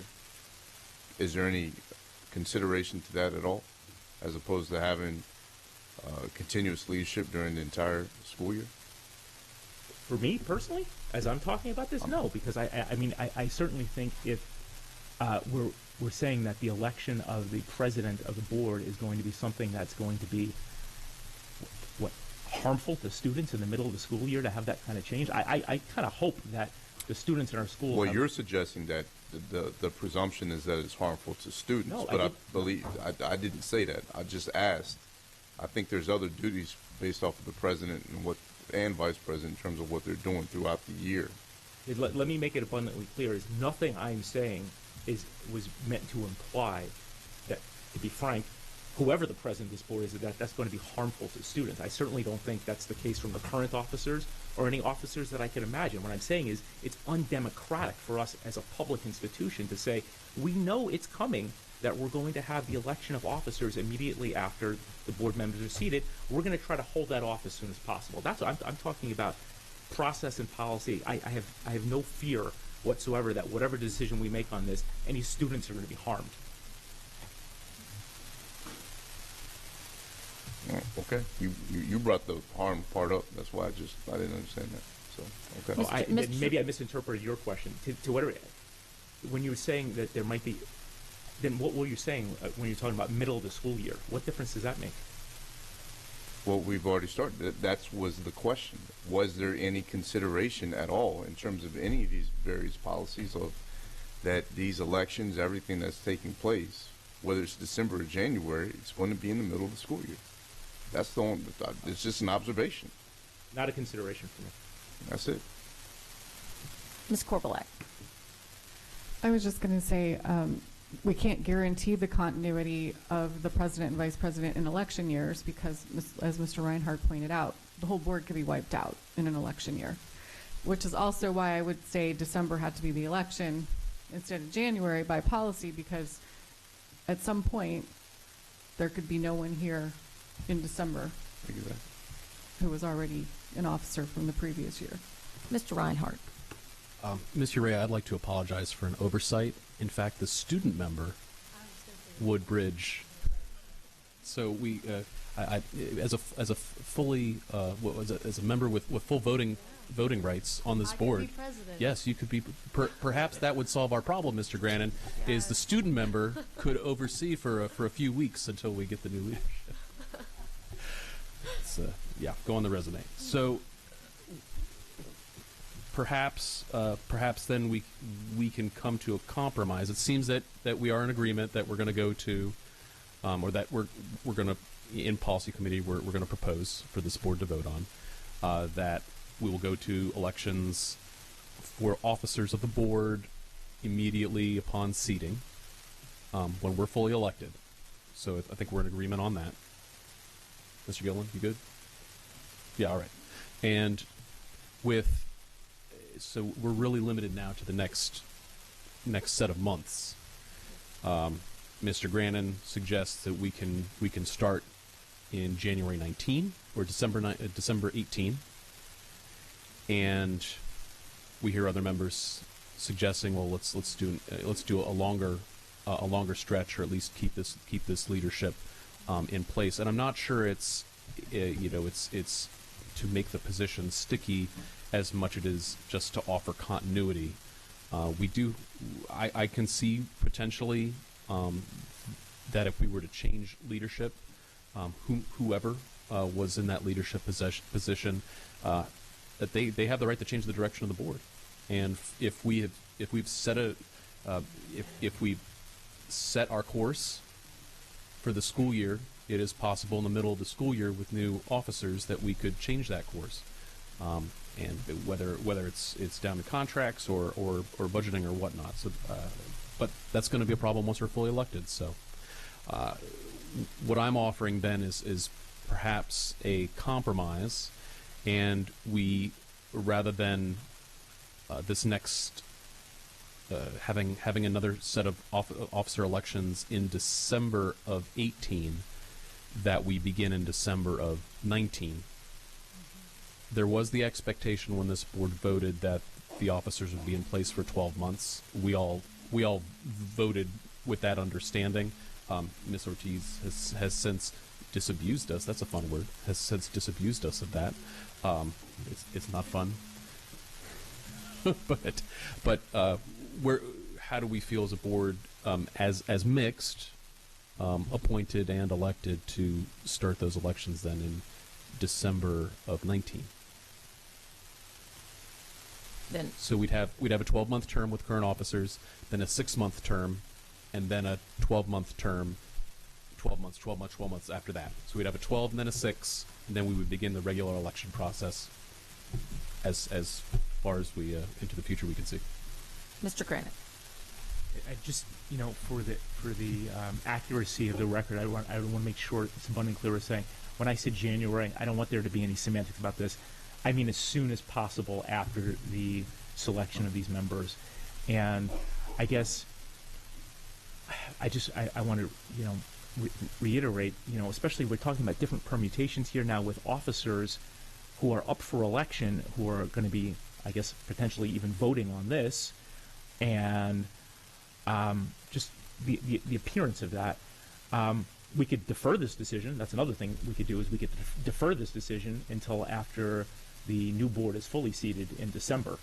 That to me, that would at least be a more respectful way to acknowledge the process that the legislature has put in place. Yes. Let me clarify. So I'm still speaking. Well, I want to address what you're saying because I think it will answer some of what you're saying. So the way the timing on this would work, we're having this discussion now. It would go to the policy committee to be drafted. It would come before Ms. Ortiz, make sure that I'm saying this correctly. It would come before this board for the existing seated board for first reading, and then go out to the public for public comment. Second and third reading, because of the timing, would fall under the newly elected board. So that way, this board has input into it, but the final vote and input and opportunities to amend, if they so wish, will go under the new board. So it would be voted on by the old board. This would not be the new board pushing something on with no input from the newly elected board. Well, I disagree with that entirely, and I don't think what you just said was at all an appropriate clarification of the point that I was making. We would absolutely be setting in motion, but there's no reason not to do this in December after the new board is seated. Why set this in motion? Why make it that much harder for them to change something? There's no reason that this board has to do that. The new board could make this decision in December. Mr. Reinhardt. Oh, sorry, Ms. Ortiz. So that is correct. So it would not be difficult for the new board to amend whatever this current board pushed forward as a proposed revisions to the policy, because they would have the opportunity to make any amendments on second and third reading. So it would go to the new board, which would be comprised of at least some new members, on second and third reading, and you have the ability to amend a policy on second and third reading. So that would not be, that wouldn't be any different than the way we're doing it now. Mr. Granite. It would be entirely different to set in place something that a new board, it's then incumbent upon them to change something that's already in motion. There's no reason that this has to be done now. What is the pressing need that this has to be done at the end of September, set in motion now, that we have to do this when this decision could be made in December by a new board with people? It's like we're like reacting to this, that somehow elected board members are like an evil to be delayed as long as possible. The legislature put this in place. The people voted for the legislature. The people will be voting for these board members. It is absolutely undemocratic for us to put any impediment in their way for them to have a full influence on this. So there's no reason to have a first reading now. Let's defer this until December, and then then that board can make the determination. And in particular, when we're dealing with a situation where officers are now potentially voting on their own continuity in officership when they're not even members of the board anymore, and financially benefit from having the officer positions, I think it just reeks of the idea that we want to do something to keep the elected board at bay, and it's not necessary. Mr. Reinhardt. Thank you, Madam President. If we're talking about timeline, the longer we push off this discussion, then the longer there is for the potential of a new board voting to hold, if they wish, immediate elections. So we're having this discussion now to give that option to the new board as soon as they deem appropriate to have that election. So if we push off for the first reading or even another discussion like this until December, then we're looking at March at the earliest? Yes, because the policy, so if you wait until the new board is seated, and so for the first December meeting, not even the first December meeting, because it would have to go to the December Policy Committee, which is in about mid-December. So then let's say that Policy Committee, determines how they would like to revise this policy. The policy would not come before the full board with the proposed revisions until the second meeting in January, or the first meeting in January. It depends on how the calendar runs, but sometime in January. So then it would come before the full board in January. It would go on a 30-day public comment period, would take us into February, and then depending on where that falls on the calendar, it would be on second reading either in February or March. So we're not looking any earlier than March before then the new policy would be enacted. So it is with respect to that timeline and the new board that we are having this discussion now to give the new board the option as early as possible to hold elections if they wish. We're trying to respect, with our proposal and with our timeline, the new board, including those elected members. So the insinuation that we are trying to hold off elected members from leadership, at no time will this board that is currently seated before you have a vote on this policy.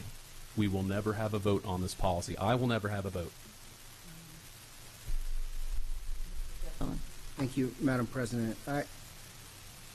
I've been silent on this because, to me, we'll figure it out when we get there. But, Mr. Grannon, I resent the implication that I'm sitting in this chair to financially benefit, because I am not. I get the exact same salary of $6,000 to do this that you get. And I know you're losing a boatload of money by serving on this board. I'm losing a boatload of money by serving on this board.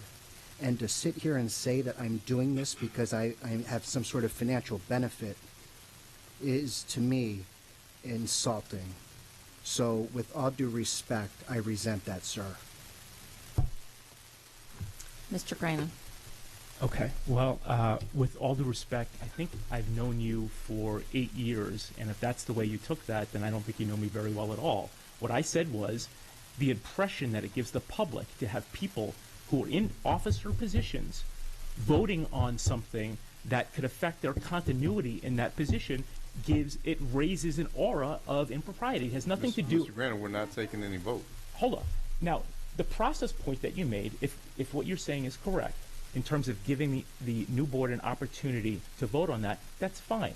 I have no problem with that in terms of starting this now. But what you said was baking into the first reading of that policy this idea of a compromise that the next election would be in July of 2019. I do have a problem with that. If we're so eager to give the new board an opportunity to influence this as soon as possible, let's not blow on those dice. So I'm talking about the substance of what you're saying, not the process. If we're doing this to give the new board, immediate influence from the get-go, then don't bake into it this idea that the election should be in July of 2019, because that rubs against that.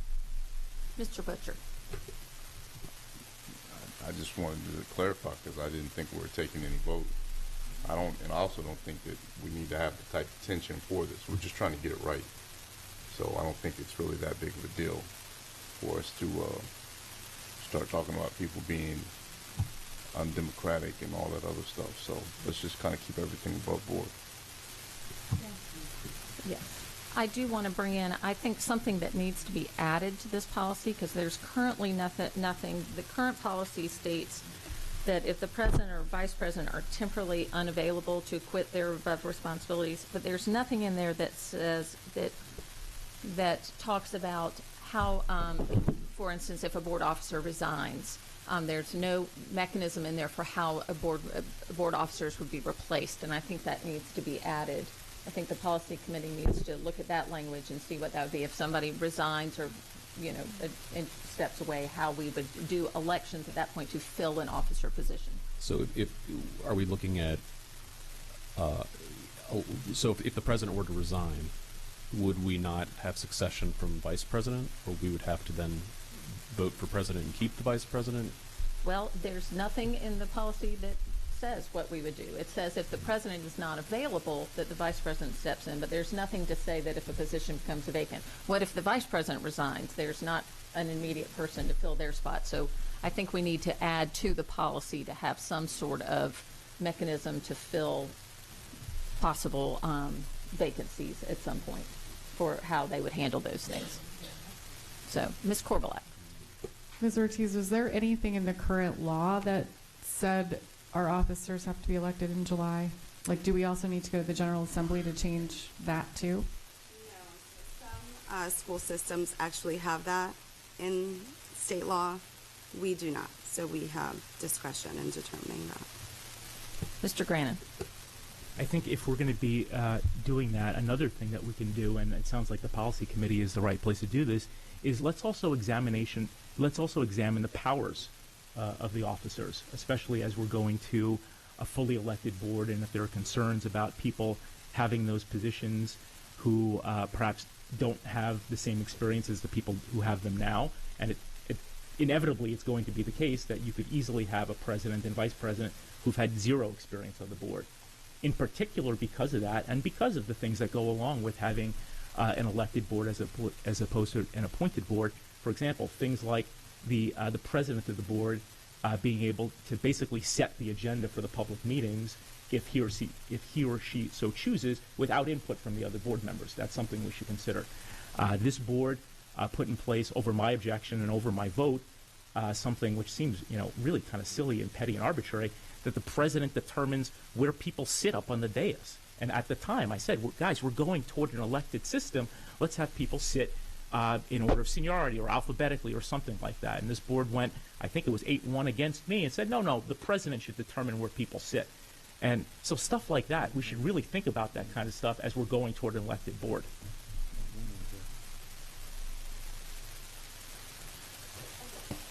Mr. Butcher. Are you saying that this current board did that vote? Yes. If you weren't here, then it was the board that existed right before you joined then. But that happened this year. That is in the board handbook. It was revision of the board handbook, and it does say that the board president, with consultation from board members, sets the seating for the board members. With consultation. Are we really talking about where people sit? Is that what? Look, you talked about perception. We've spent more time talking about something that we're not even going to vote on that has absolutely nothing to do with the kids. That we've spent more time. We haven't even engaged with the people that are mentioning comments about lead in the water, but we're talking about where people sick and policy that we have nothing to do with? I'm asking that we just move on from this. This is really a waste of time. We're already sending stuff back for the policy committee to address. Let's keep it moving. This is kind of pathetic, actually. Mr. Grannon. You know, Mr. Butcher, it was your election to comment or not about water safety issues. If you chose not to comment on it, that's your choice. What I'm talking about, this is a public body. It's a public function. And just for example, the Supreme Court of the United States has rules about where people sit. So what I'm talking about is not silly. And the idea that a single person could decide to move people around for some personal reason or a political one is a very serious thing that this board should take into account. I take your point. We're just pretty much just like the Supreme Court. Thanks. Thank you. Is there any public comment on this item? Okay. All right. We will move on. Mr. Reinhardt, we'll bring that before the policy committee, which, as we said, is open to the public to attend, and we'll draft that, and that could come to us in the future. There's certainly a lot to consider, and our next policy meeting will be Wednesday, October 17th at 1 p.m. here at Reba.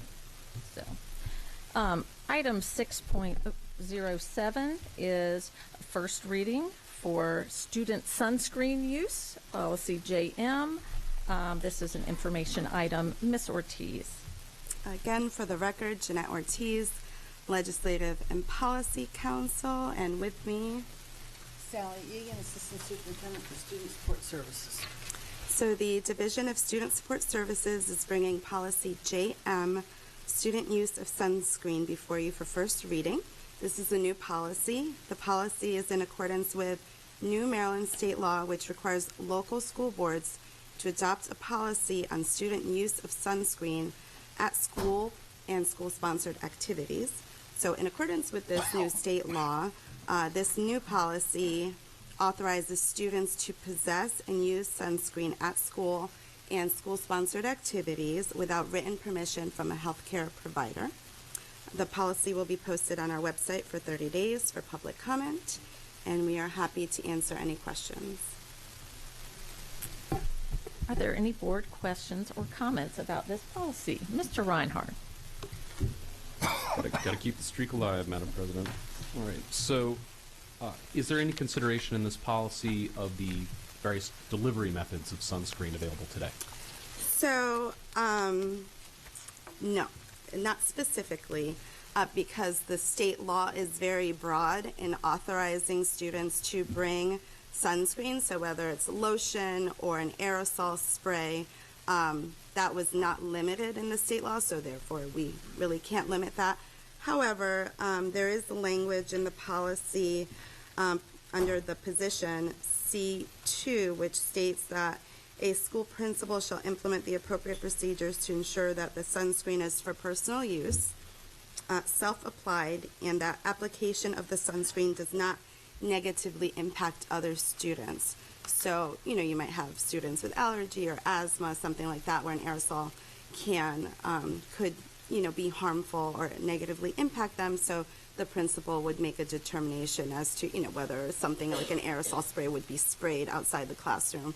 But we couldn't limit what type of sunscreen the students can use. And children of all ages in our care are able to bring and apply their own sunscreen? Yes, again, the state law is very broad on that point with regards to, students in our school and school property, and it's to be self-applied. And that includes pre-K? Technically, yes, that would include pre-K. Okay. So another sunscreen product has recently come to my attention. There's some recent regulations here in Maryland that allow sale of CBD-infused products, so cannabis.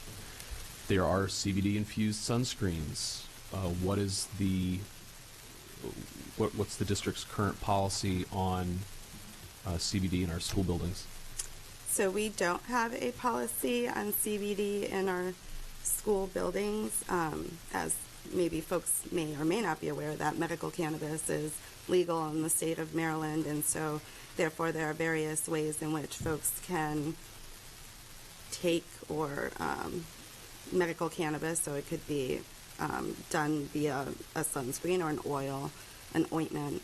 So yes, that is possible. However, the law does define what sunscreen means, and so that is also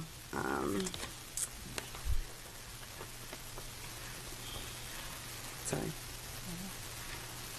Yes, it's also, I'm sorry, it's a C4. I've defined exactly what the law states sunscreen to be. So if a CBD sunscreen fell under this definition, then I think it could potentially be allowed, but I would really have to look into that further. So we don't have a broader overall policy with regards to CBD? No. Okay.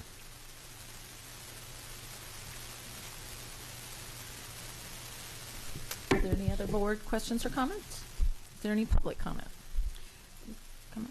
I did want to add, though, that in the definition of sunscreen, it has to be approved by the Federal Food and Drug Administration for over-the-counter use. So I'm not sure that a CBD sunscreen would fall under that definition. So in that regard, then it would not be allowed. Ms. Schallheim. Hi, Dana Schallheim. As a cancer survivor, I just want to point out that CBD does not have hallucinogenic properties, and it's legal nationwide. So just so we're not like going there, you know, it's not, you're not going to, there's no hallucinogenic properties with CBD oil, and it's legal nationwide. It's not reefer madness. It's not reefer madness, no. Okay. All right. Ms. Uria. I just have a question. With your knowledge, does tanning oil fall under sunscreen? Because what would prevent students from, by accidentally bringing tanning oil instead of sunscreens and then actually harming themselves more? So the definition says that it's used to prevent the effects of overexposure to the sun and not for medical treatment of an injury or illness, and then also has to be approved by the Federal Food and Drug Administration. So I think tanning oil or tanning lotion would be the opposite of that, and so therefore wouldn't fall under that definition. Okay, thank you. All right. Thank you very much. Thank you.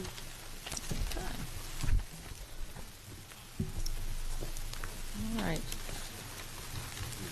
Item 7.01 is a review item, award of contracts. Are there any board questions or comments on this item? Okay. We will move on. Item 7.02 is a review item, update on transportation.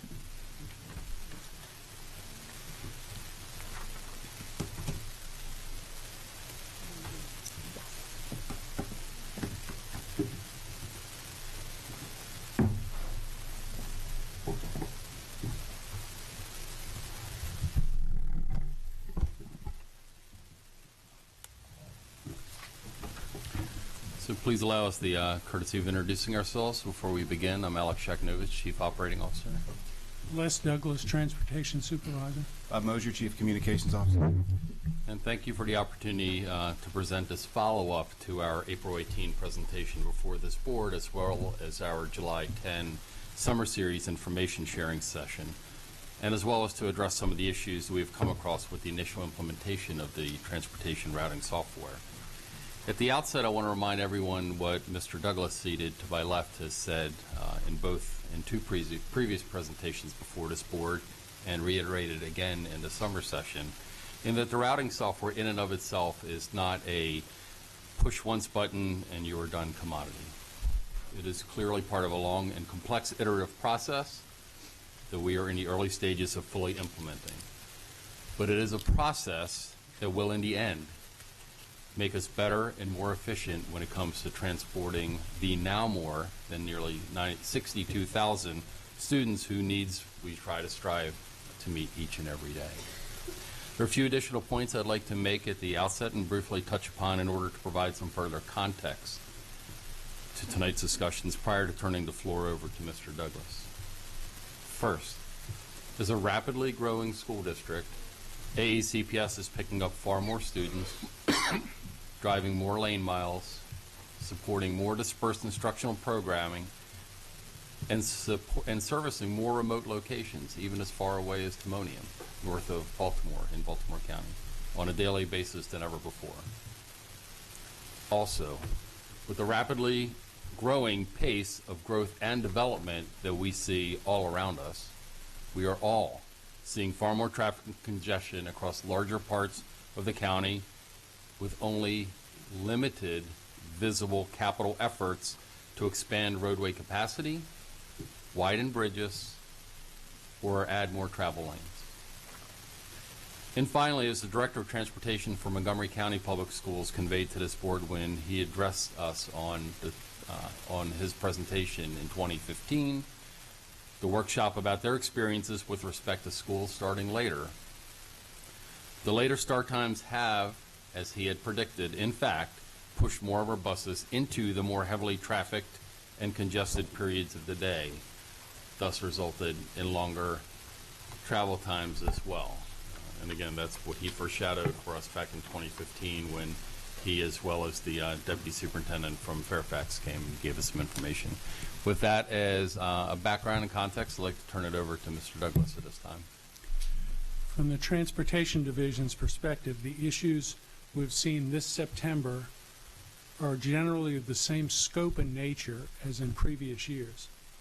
We have, however, had more call volume, ranging from a few hundred more calls a day in the first few days of school to a few dozen now. The routing program implementation has been somewhat bumpier than we would have liked, but I must reiterate that we have said all along that there would be some disruption to routes and timing as we made this transition. Some pickup times generated by the new computer routing system were obviously overly optimistic, and that caused these disruptions. Our published stop lists come with a disclaimer that listed times are estimates, and we continue to refine those estimates several times a day. Except for the timing issue, the rollout of the new routing program went essentially as planned. We met all of our timelines and avoided major issues commonly associated with failed implementations, such as buses not being able to achieve all of the work they were assigned, or inadvertently publishing sensitive routing information causing FERPA violations. We have had issues with some late buses due largely to ongoing driver shortages, but not related to the rollout of the new routing system. The driver shortages, though nowhere near as acute as they were in the 2017-18 school year, are still an issue. As we move forward, we'll continue to refine the system. Protocols for producing computer-generated times will be refined to reflect more accurate stop times for route buses using current GPS data generated by the county-owned school bus fleet, as well as feedback from driver timing reports.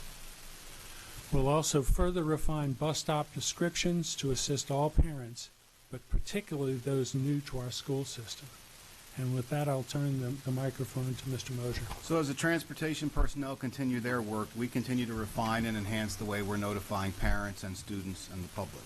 So our office takes information from transportation. We use our automated notification system to call, text, email parents. When possible, we give letters to students. That happened today at Chesapeake High School, for example, with 2 bus routes that we did there. The changes are also posted daily, several times daily, as Mr. Douglas said, on the website. We also put the letters that we hand students onto the school websites. Bus drivers are also instructed to convey changes directly to students, which has happened all along, but we've augmented with the process that I've just said to you. And again, that's a process we'll continue to refine and enhance as we move forward. And with that, we'll take any questions you have. Mr. Douglas, So Yes. you said at the beginning, so did we have higher volume of complaints about bus things the first couple of weeks of school, or about the same of what we have other years? No, normal volume is about 800 calls a day for the first several days. It's extremely high. This year we estimate that was about 20% or 25% more. Emails are hard to determine since many are not from parents. I mean, I tried to pull the email volume, and you really couldn't get either questions from parents or complaints, only because the email volume, we're doing business on the email. So if we could capture a total email number, we still couldn't really glean how many were complaints. The phone calls, and again, these are estimates, but in the first couple of days of school, we generally have about 800 calls, which, if you allow me, one of the things this program will eventually take care of is that 800 people won't have to call us. So even though we had this bump, which we expected because of having to tweak the times, when this is fully running, what we would like to happen is fewer people have to call us. They can get the information through other ways. But generally, we have 800 calls a day, and this year we estimate that to be 1,000 calls for the first couple of days. We're down in the second and third week to a much smaller phone volume. So the issues that had to do with the timing of the bus routes settled down within a matter of a couple of days. I hope that answers that question. Mr. Butcher. Yes, in terms of some of the delays that you were talking about with like Right. late buses, what is like the longest delay in terms of during these last couple of weeks? Well, we didn't, with the exception of maybe one or two exceptions, or a very small number of exceptions, there weren't delays associated with the routing times. The delays that we get the first couple of days are usually, and they're really in two different areas. One is just buses that are late for one reason or another. But you also have in the first several days a situation where every driver is going a little slow. They're taking a little more time at each stop. Their parents asking questions at the door. So we discount morning delays the first 2 or 3 days of school, only because most of them have to do with people just being overly careful. But I think your question is addressed to failure of a bus to show up on time. Is that? However you want to Yeah. define it. Okay. What is the longest delay that you've seen thus far? An hour. An hour. Yeah, which is not acceptable. And when you had that type of a situation, what is the response? I mean, for purposes of addressing that to the parents, to the kids, what was the response? Well, so you're talking about not how do we respond with the contractor, but how we communicate to the parents. Correct. For years, it hasn't been good, and what we're trying to do now is a greater flow of information from the contractors to our office, and then information from our office to the communications office, so that we can implement a much more effective communication that, hey, your bus is going to be late, or we know the bus is going to be late. So in a situation that you had for purposes of an hour delay, right? How long did it take for you to realize, to get that information that there was an hour delay? The better part of the hour, which is one of the problems that, as a department, we're experiencing with contractors, and that needs to improve. And my final question: once you realized that, yes, did that continue day after day? I mean, there were a couple, not the hour delay, but there are some delays, and generally that happens in the afternoon. And it happens sometimes, and it various reasons why it happens. Let me give you the one that we have no control over. First week of school, many principals will keep the buses in the lot for an inordinate amount of time for a very good reason, which is we want to make sure that every student is on the correct bus before we let the buses go. So during the first week of school, sometimes into the second week, you have buses that are late to subsequent schools because of the fact that folks in the afternoon have been very, very careful that kids get on the right bus. So that's one situation. Another situation is just that the timing has not been estimated correctly, and the bus is getting to the next school late. We try to identify those as soon as possible, and through a process of triage, and we try to take care of the most serious ones first. So if we know that a bus, because of scheduling reasons, is arriving at a subsequent school late, let's say half an hour late, and there's another bus that's arriving 15 minutes late, we use a triage process that says the half an hour late's more serious than the 15 minutes. So we try to correct the more serious problems first through this first 2 to 3 weeks of school. There is a third condition, Mr. Butcher, and that's the one that deals with the driver shortage at some contractors. So if the contractor does not have a sufficient number of drivers to cover all the routes, they do what they call as a double run. So they will complete one entire full circle, come back to the school, pick up the second contingent of children, and deliver them. Clearly, that is outside of the bounds of the contract, but that's what they've done given the circumstances that they were faced with. What we do is two things. One, obviously, we have a mechanism that liquidated damages are assigned to the contractor. That doesn't help the situation. What does help the situation is we reach out to the contractor, obviously express our concern regarding that. We encourage them to contact other contractors that may have spare bus drivers that they can temporarily hire to service them. That's a commonality. We determine from them if they are fully utilizing all of their staff. So, for example, sometimes the owner, the other office employees, other employees of that bus contracting firm are in fact CDL drivers. We want to make sure that they have all the folks that they could possibly have out on the road behind the wheel. And the third thing we ascertain, because folks are continuously getting certified and certificated by the state agency and then by the county to be bus drivers, we confirm with them, so where are you? How many people do you have in the pipeline? When do you expect them to come out, et cetera? So that third condition also exists, and I sort of explain how we try to remedy those to the extent that we can.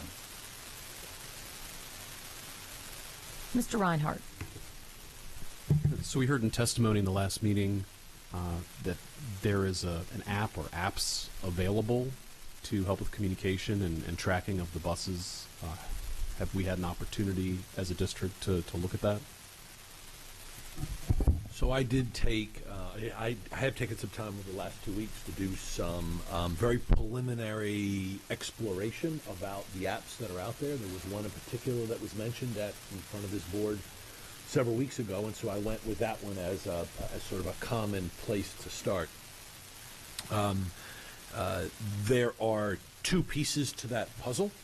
The first is for the app to work, each of the vehicles, the buses in this case, have to be equipped with GPS. And so it was mentioned that another county has this app, and the parents are able to monitor the comings and goings of the buses and the timing. That is a school system that owns all of their buses and therefore has installed GPS systems on all of their buses. We own about 50 buses in our fleet. We do have GPS systems on the buses that we own, but as you well know, this board knows, the majority of our buses are not owned by us, they're owned by contractors. Some of those contractors do have GPS, most do not. So it needs the GPS system installed on the bus first. The second piece is, once the GPS is installed, then you buy this product that allows you to communicate through the GPS with this app. The app certainly, as it was reported, doesn't cost the parent anything, but the school system does. So it is a per vehicle charge. And so an average cost that I was able to work out with one of these is about $33 per vehicle that's out on the road. And so if we've got 400 buses out on the road, that's over $13,000 per month to maintain that connection between the GPS on the bus and the signal that this app is connected to. And we've got about 700 buses per day out on the road. Contractors are north of 600, and we're 55, so the number will be a little bit higher than the superintendent alluded to. May I also speak to that issue? And I think I said this in the first presentation. This routing program that we've purchased and that we have now implemented, and the GIS system that it sits on, is a first generation of technology that you need before you start putting these apps on top of it. So you're talking about layering layer B, layer C on this basic technology. So really, in addition to the cost and the GPS that needs to be on each bus, we really need to get this firmly in place before we start putting some of those other apps on the system. Mr. Gilliland. Thank you, Madam President. If I could just piggyback on Mr. Reinhardt's question about the GPS, do we know, and I certainly understand 700 buses, but do we know if that capability exists for the special education buses? Mr. Shaknovich, you mentioned I know we have a route that goes up to Timonium, for instance.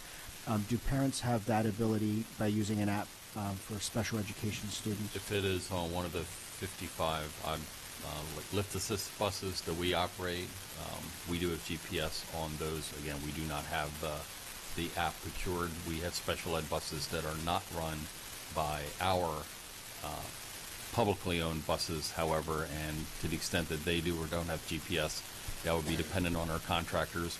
We only have two. We've got over 10 contractors, only 2 of them, to our knowledge, use GPS on the bulk of their vehicles.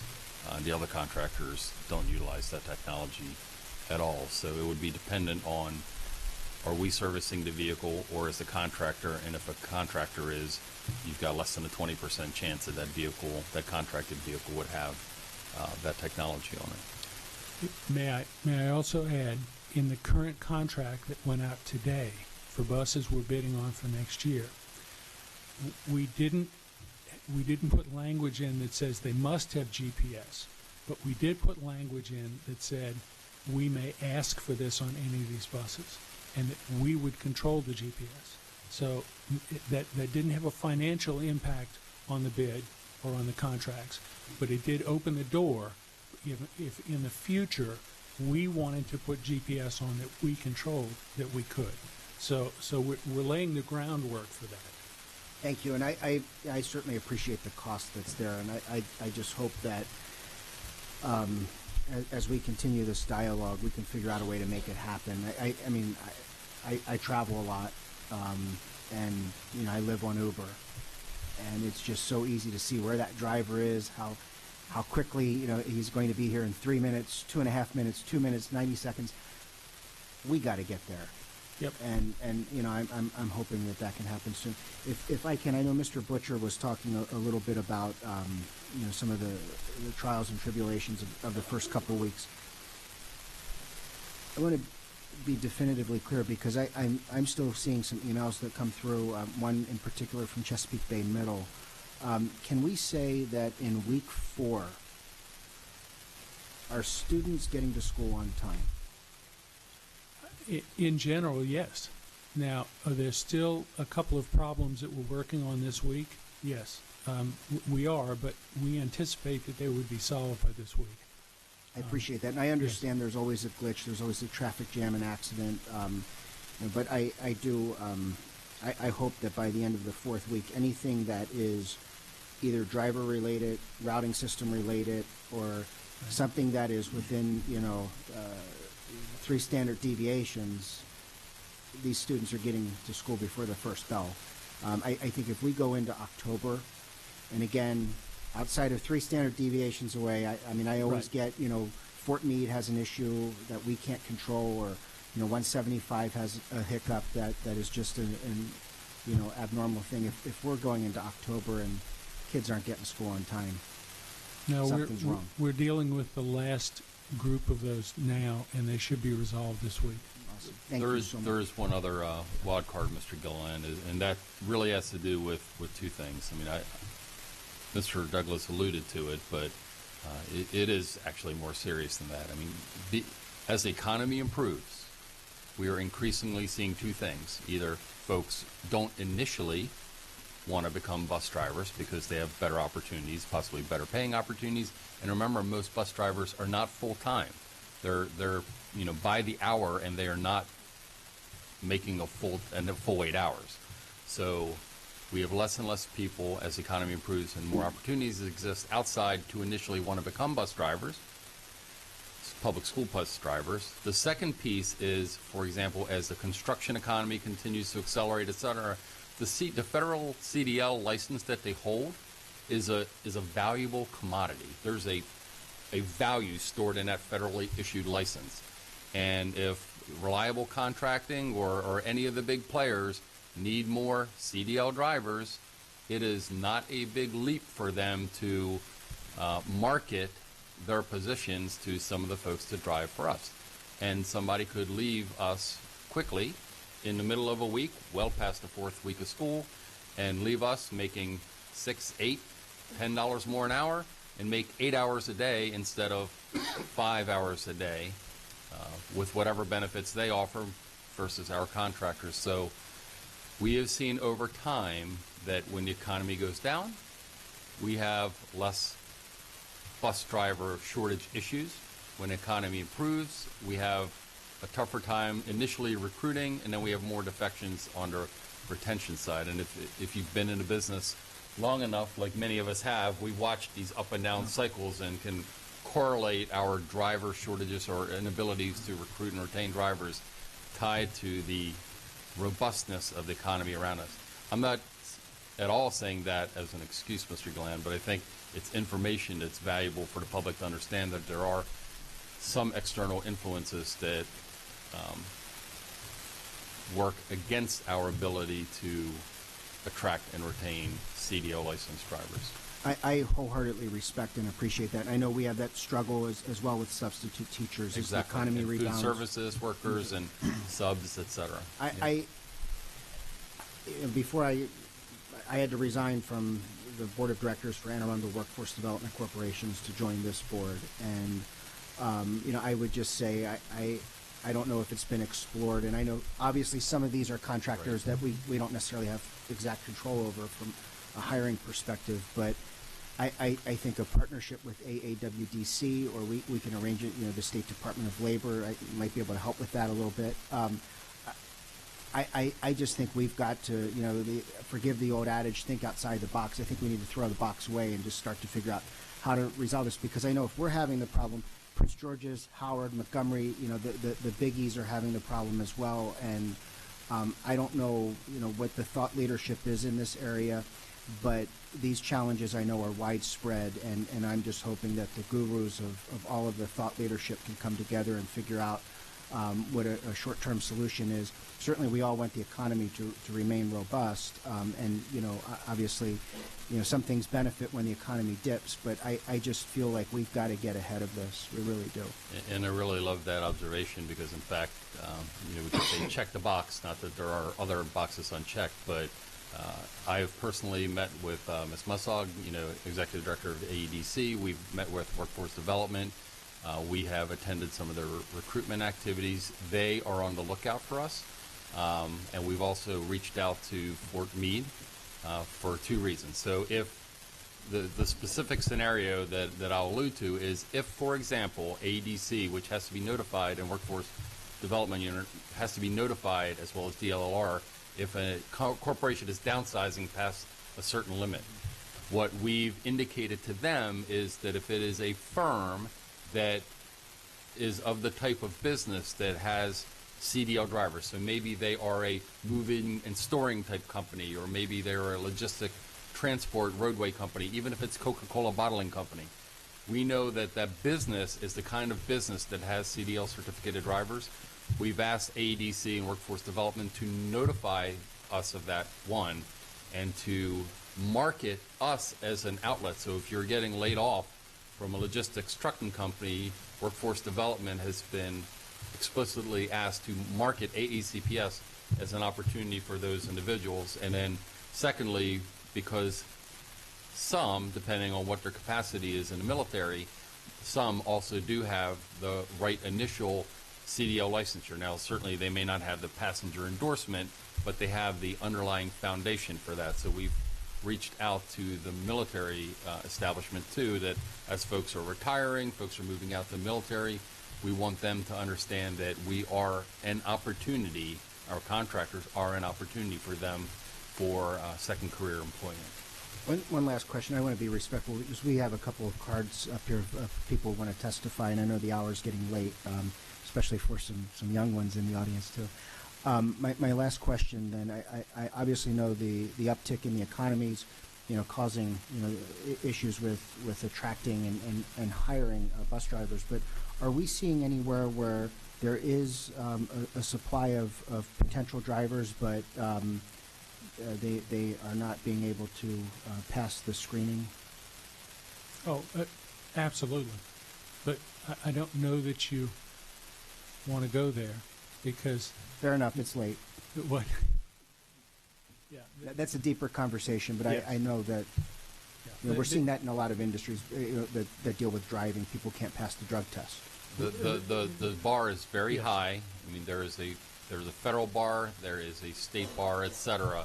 And it's more, there's physicals, there's drug screening, there's disqualifiers based on prior convictions, etc. So there's a long list of items that would disqualify a potential driver, but those are in either the federal statute or in the two state statutes. Part of it's within MSDE, and part of it is within the Department of Transportation here, MDOT. So. And even if there weren't those, you don't want just anyone behind the wheel of a bus driving our kids. So, Mr. Grannon. Yeah, thank you. Just briefly, I was just thinking about this app issue, and I've in my 4th year now of sending my oldest child back and forth to school every day on a public school bus. I don't know what I would possibly do with this app, like how it would make my life any easier. And to tell you the truth, I have a concern that if we are going to do something like that, then we've got to figure out some way to have it coded or limited or something so that only, authorized guardians or something could get access to that route for that child, because I could see how this would be misused. I don't see how this would make my life any easier at all as a parent of a young child. And to tell you the truth, I think the only misuse I could think that I might do with it is if I see the bus is running late, I'm going to take that much longer to get my kid to the bus stop, which is only going to cause more delays. So I don't know what the utility of this is, and it sounds like we might be better served using some of those dollars, for example, to shore up our ability to pay drivers better. So that's my 2 cents. Your caution admonition is well placed, because reviewing some of the licensure and the disclosure documents that come with these give us pause for concern. Obviously, we are under federal requirements to protect information about our students and to protect our students from certain kinds of information, etc., and where that information then goes. So the privacy and the confidentiality elements of some of these technology company contracts are of such a nature that they would actually preclude us to begin to even utilize them at the outset. And then beyond that, then it's every single thing that you just mentioned, Mr. Grannon. So now, having children that ride 4 different buses, I get kind of a microcosm of the good and the challenges that come out. So one issue that we saw that on one of our buses, and then I heard from other parents that there were some buses that were overcrowded at the beginning of school. How do we estimate how many students will ride a bus? Well, in the past and right now, it's historic ridership. If a neighborhood usually yielded 25 elementary school students, we use that as we believe they're going to be 25. Obviously, with what Mr. Sheknovich said about the growth of the county, those are not as reliable as they were in a stagnant population. As we become more familiar with this program, and as the program generates more data for us, we could come up with a coefficient to use with this historical data. Meaning that, and let me, not to go too far here, but ridership at the high school is very low because kids stay after for sports, or they ride in with a friend who has a car or whatever. Ridership at the elementary can be low because parents drive their kids to school and pick them up in the afternoon. You can pretty much predict at the middle school that if there are 50 kids in a neighborhood, you'll have 50 riders. So between the three different levels, it changes. But if, as we collect data using the new system, if we find out that the coefficient would be 70% of the kids in this neighborhood generally ride, then we have on the map, which is new for us, we actually know how many kids in that neighborhood, and if we can come up historically with a coefficient of how many normally ride, let's say you have 100 kids in the neighborhood and you have a coefficient of 70%, we can more accurately predict the ridership in that neighborhood. Now, again, with growth, all bets are off, but we can get smarter with this based on the data that we're generating with the routing program.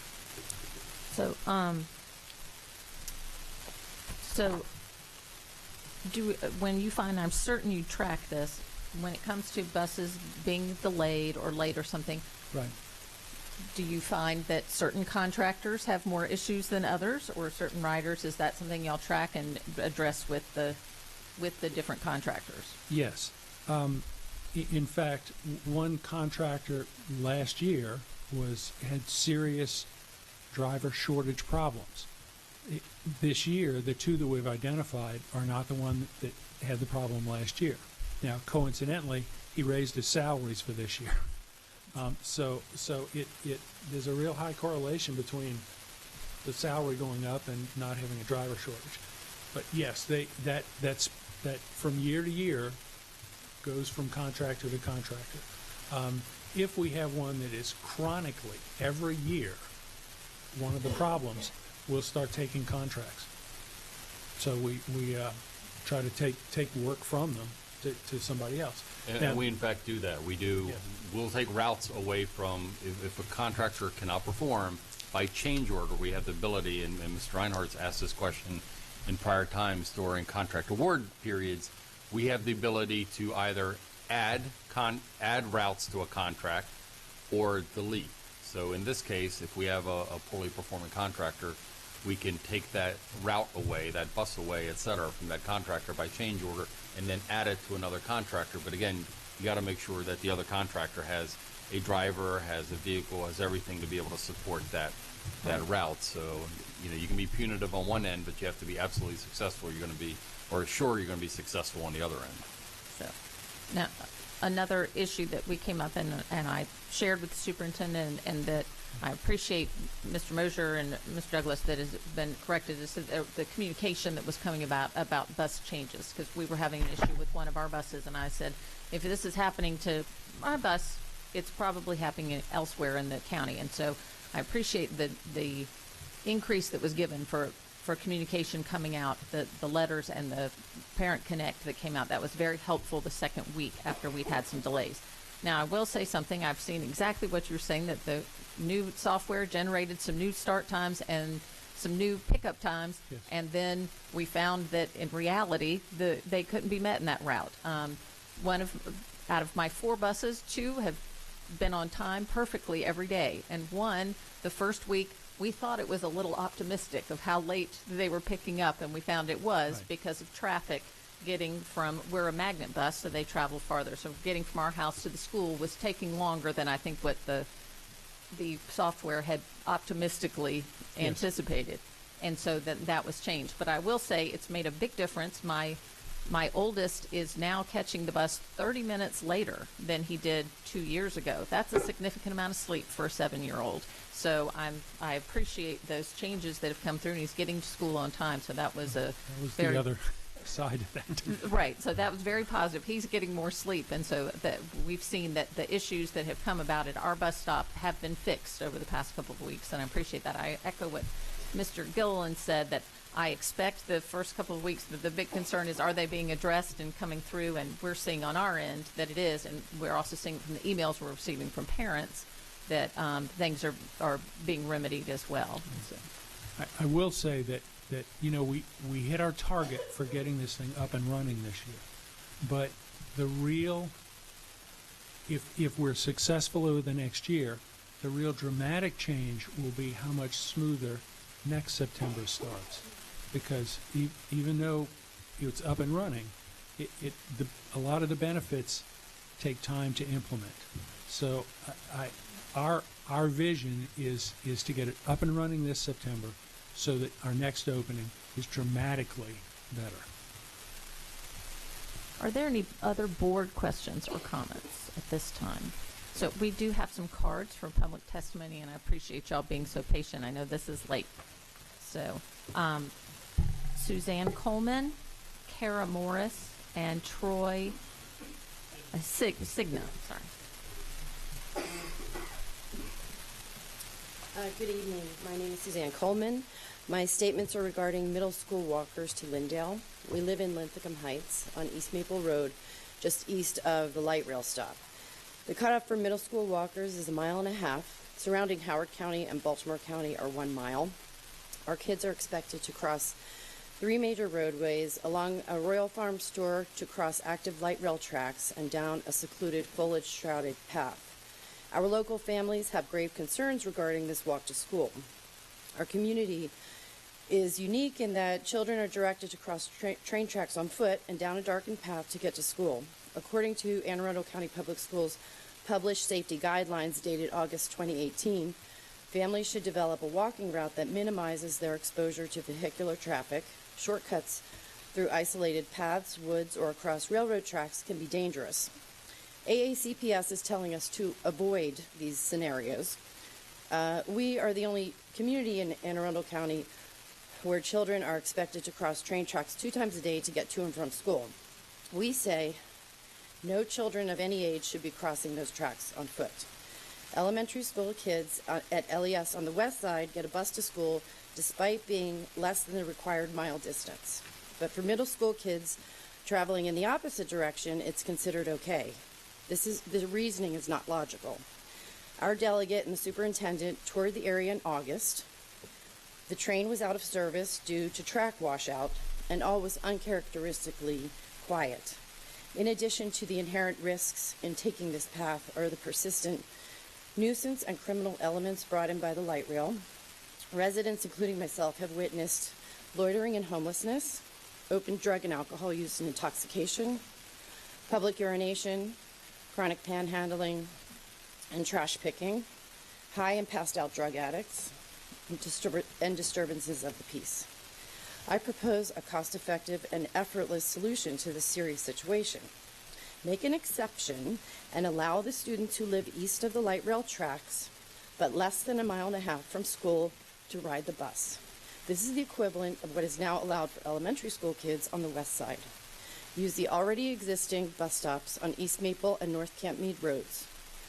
This would require no effort from the county, no added buses or drivers, no added stops, no route alterations. AACPS would merely need to allow these children in this catch-22 to step on the closest bus. There are plenty of seats. The cost involved is already committed. It's safer to walk a few yards than requiring kids to walk the route put forth by AACPS. Safety is everyone's concern, I presume. Further, it is a colossal waste of taxpayer resources to exclude these children from riding these buses. I've sent many emails to the Department of Transportation and received tone-deaf policy responses. They are now ignoring my emails. I implore the board to carefully consider this difficult situation and that approximately 60 families in Linthicum are forced to deal with daily for the sake and safety of our children. And I thank you, and I apologize for my nervous voice. No problem. Thank you, Ms. Coleman. Hi. My name is Kara Morris, and I also live in Linthicum, and I have a son who is a 6th grader at Lindale Middle School. I would ask the board to consider the totality of the circumstances under which our kids are expected to walk from the east side of Linthicum to Lindale Middle School. When you put together the train tracks, the illegal activity to which Ms. Stillman referred to, and the secluded wooded area, it's hard to believe what we're requiring our 11-year-olds to do in every single day. I understand that the board's or the public schools' way of addressing the issue is to provide crossing guards at key locations. Crossing guards are important, but what are they expected to do in the moment in the face of illegal activity? Also, there are no crossing guards in the secluded wooded path that makes up part of the approved route. If safety is truly a priority, then please make an exception to the 1.5-mile threshold and allow affected kids to ride the already existing bus that stops on East Maple Road. Thank you, and I appreciate your time and consideration. Thank you, Ms. Morris.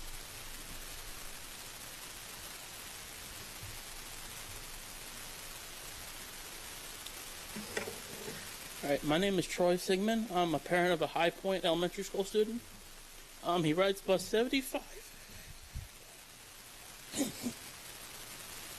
We got a letter in the mail saying he can't ride the bus anymore because he's over first grade. He's 0.7 miles from the school on a heavily trafficked road. They want him to go over guardrails, down back roads with no sidewalks.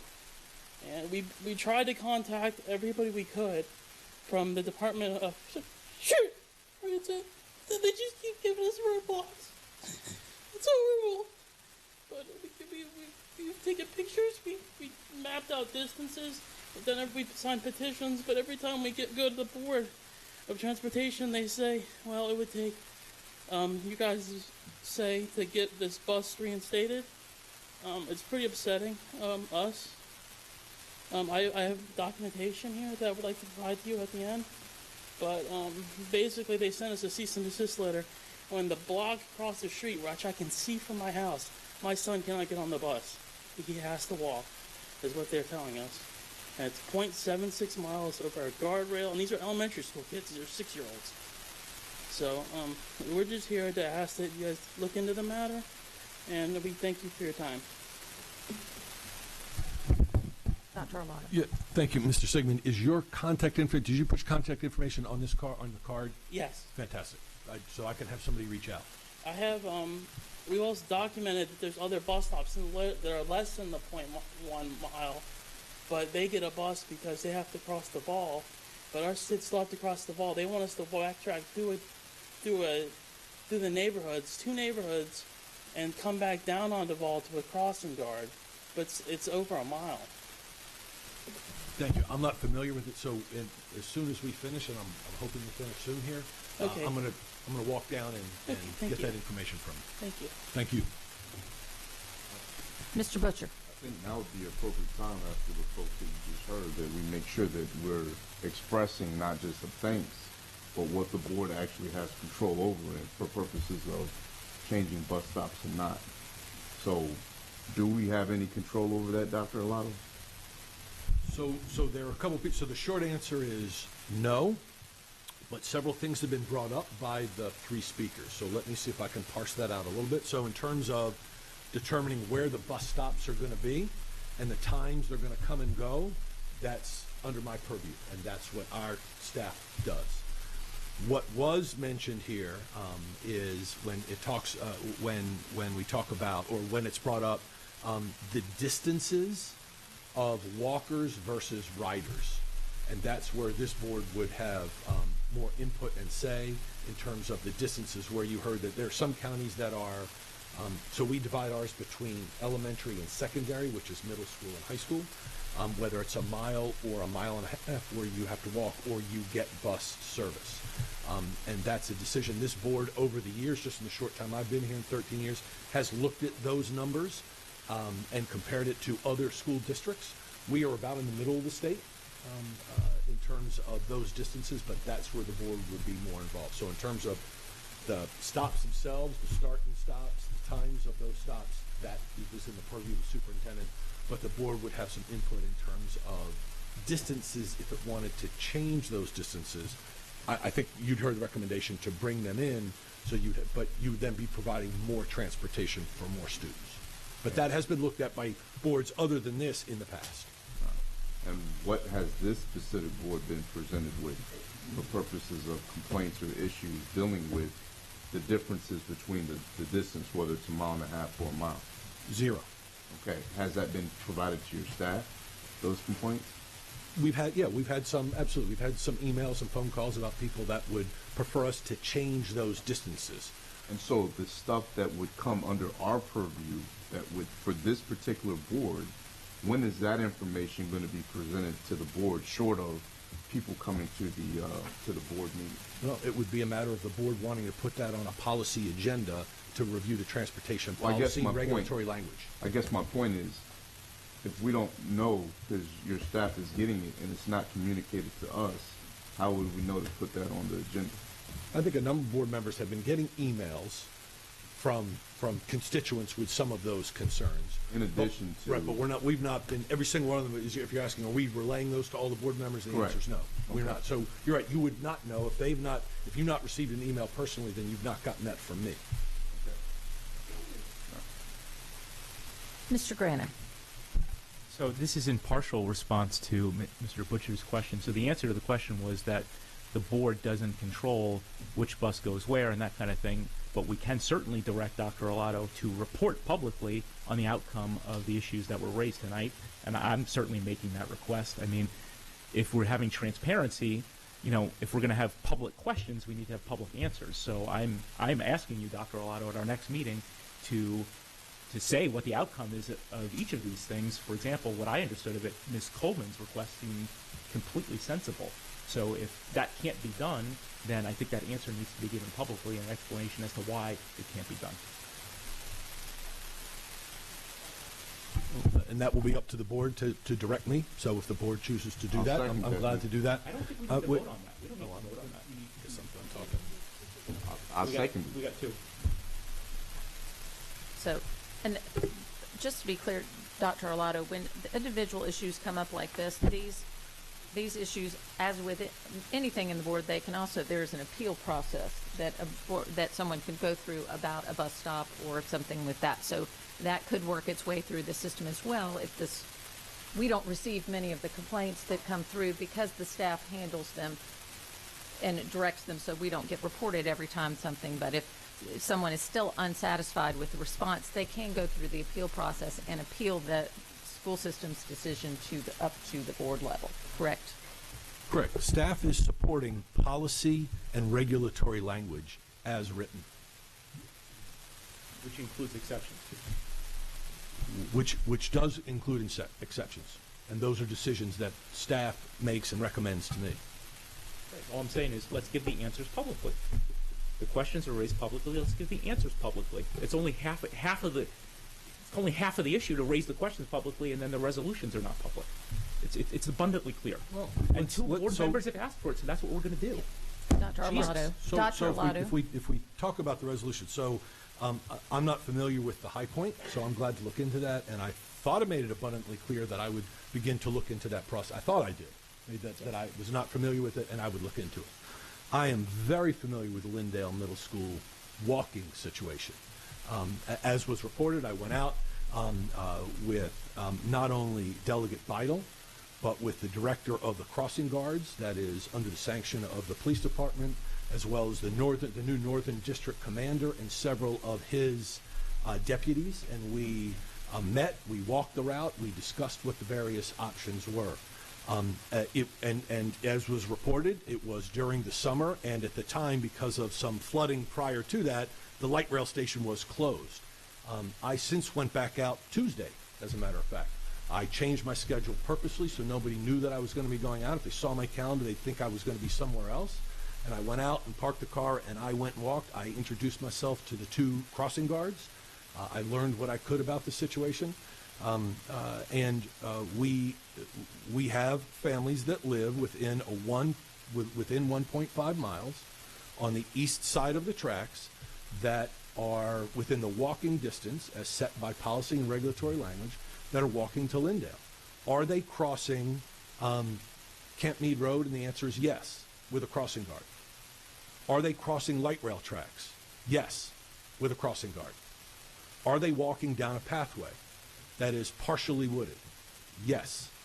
That then ends at Music Lane, where we asked at that time, where in previous years there had not been a crossing guard, we asked them to add a crossing guard, which the police department have done.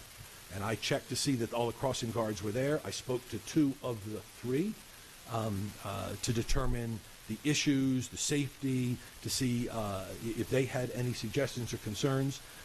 I believe it to be a safe walking route from the neighborhood to cross the street with a crossing guard at the fire station, where the Royal Farms is that was mentioned in the testimony, across the light rail tracks with a crossing guard and down the pathway to another crossing guard that gets them across Music Lane and up to the school, where then there are 2 crossing guards right in front of the school. So I believe that it is well covered, and I believe it to be a safe walking route.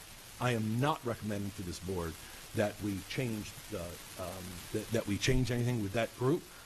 Yes, are there buses that run through the neighborhood, which is being suggested that students could get on? The answer is yes. But then that would be the case for any other neighborhood within a 1.5 mile radius where there are buses that are not completely full, where students are walking to school and they're passed by a bus that has seats. We would then have to allow all students to do that. So I am not recommending that change. Mr. Reinhardt. Thank you, Madam President. Dr. Arlotto, to the best of your knowledge, are there any other schools that require students to cross the tracks?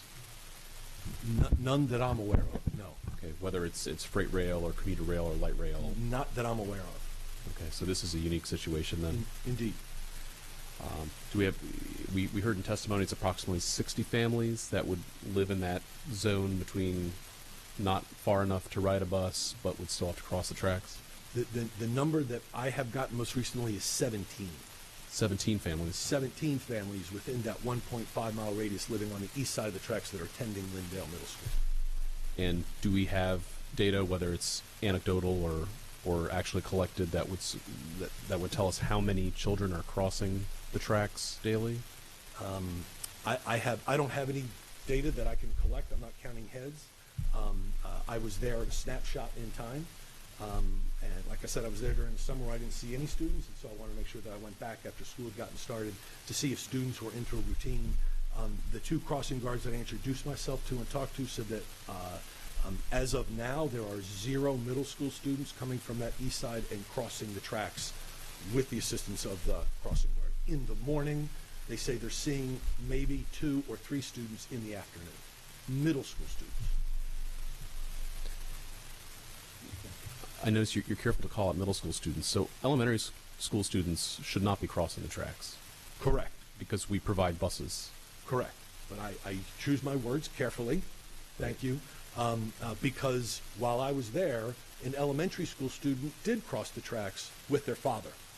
So on the west side, and this was a family choice, the father likes to walk his son to school, and he walked his son across the tracks with the use of the crossing guard, across Campney Road with the use of the crossing guard, and then up to the elementary school, and then the father returned and went to work. But that's a choice. And for our community high school, North County, that's more than 1.5 miles from the tracks, so those students wouldn't be impacted. Right. So it's really just our 17 families we're looking at. Middle school students, yes, sir.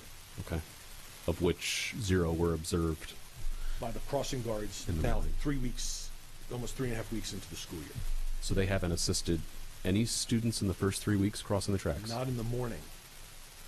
They say there are a couple in the afternoon. Okay. So I have reviewed the policy just personally, and the language is a bit vague with consideration of various hazards on a walking path. I would like to bring that back to the policy committee for our upcoming meeting, just to look at perhaps tightening up that language. Mr. Grannon. I want to thank Mr. Reinhardt for his question, because I think when he asked, are there any other paths that involve crossing train tracks, and the answer to that is no, that provides a very logical reason why this would not lead to the parade of horribles and open up some can of worms where we have to do this for every single route. There's a special natural geographical issue that needs to be taken into account. 2 board members have asked that each of the questions that were raised tonight in public be answered in public at the next meeting, so that's going to happen. I think I just answered the first one to the board. I think I just answered the first one, and I said I promised I would talk with the parent, and I'm going to get some more information on the second. Now, the question was the feasibility of Ms. Coleman's proposal to respond to that? And your answer said that you're not doing it, but it didn't address the feasibility of it. Ms. Urea. Thank you, Madam President. I second you, Mr. Reinhardt, on bringing that policy up, and I think we should maybe also review the walking distance for elementary school students specifically, because as brought up at the meeting tonight and previously, there's been like problems with the distances for elementary school students, and I know personally I would not trust my little sister that's 7 years old to memorize a 0.76 mile walk. So I think that's something we should look at maybe. Mr. Reinhardt. I concur. When we have our policy committee meeting on the 17th, would it be possible to bring, I know we don't like to mix dollars with safety, but it is our role to also be fiscally responsible with taxpayer funds. Would it be possible to get a financial breakdown of costs for each of the different walking distance for our various students? Are there any other board questions or comments? Is there any more public comment? I'm sorry, ma'am, you've already spoken on this one. You've only spoke one time. All right. Okay.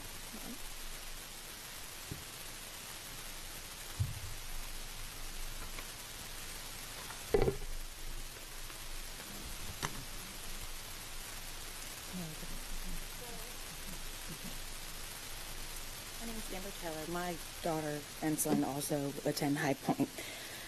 The buses have been canceled as of this year, October 1st. My daughter's been riding that bus for 5 years with no issue. The route they want them to take is not only down streets that do not have sidewalks. So when it snows, they'll be walking in the street. Past a registered sex offender's house, down Duval Highway, who has a shoulder that is no more than a foot wide. That's a major road in our little area. When it snows, it's supposed to be a bad winter this year. Those kids are going to be in the street.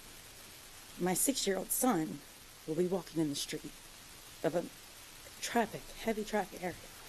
The school's also under construction, which, with any school under construction, it's a mess. Currently, High Point is gorgeous on the inside, it's a mess on the outside. The parking lot is restricted, drop-off is restricted, and it's gotten to the point where parents are kind of getting a little desperate and stopping on Duval Highway and letting their students out, which is extremely dangerous, period. Taking away the bus stop, we have probably 20 kids who ride that bus stop. It is an active bus stop. The bus is halfway empty. The bus stop is for kindergarten and pre-K only, apparently. The kids have been riding this bus for years. So picking these kids up does not add any expense at all. The kids have been doing it for years. The stops are active, they're regular. With them being the way they are, there's no crossing guards. So the kids will cross over Notley Road with no crossing guard because it's been a bus stop. And when they get over to Woodlawn, which is part of the route, there's still no crossing guard because it's been a bus stop. We haven't had them, we haven't needed them. So they're going to be needed. So making them walkers is at an expense. So I would really, really like them not to walk. It's going to be problems. It's going to cause more parents dropping the kids off, more parents picking them up. And then we have parents who have a kindergartner and a third grader. So one of the kids are riding the bus, the other one has to walk. It's just not logical for a family. It's you got one parent who's standing at the bus stop with their 5-year-old, the other parent who has their 7-year-old who has to walk almost a mile to school. You want to be the parent taking your kid, but you don't want to leave the 5-year-old at the corner. It's easier to keep it. Thank you. Mr. Butcher. Ma'am. No, thank you for it. I'm just curious because I want to see how this process worked. Prior to you coming up and making this statement, did you voice a complaint or an issue with the route? We spoke to the PTA. The PTA suggested us coming here. They posted we have a little PTA Facebook page saying that they had contacted transportation, things like that. Transportation said it's board policy, it's under a mile. There's nothing we can do, period. Okay, so it was only the PTA. You didn't reach directly to I did not directly, speaking to the other parents at the bus stop, I knew to come directly here. There is a waiver for the bus stop prior to my children's bus stop, though. because Duval Highway does not have sidewalks. They do get picked up, and they're closer to the school than my children. Did the PTA ever report back that they actually contacted the public Yes, schools? because the transportation sent a letter to the bus stop prior to ours that is on Duval Highway and retracted it because their stop is a valid bus stop because of the danger of Duval Highway. So those kids will continue to be picked up. So they had to exempt those parents and let those parents know, oh, I'm sorry, we shouldn't have sent you the letter. We take it back. Your kids can still ride the bus, but the rest of you, your children cannot.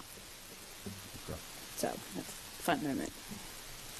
But, All right, thank you for anything answering. Anything else? All right. So that concludes the Board of Education meeting. Our next general meeting will be Wednesday, October 10th at 10 a.m.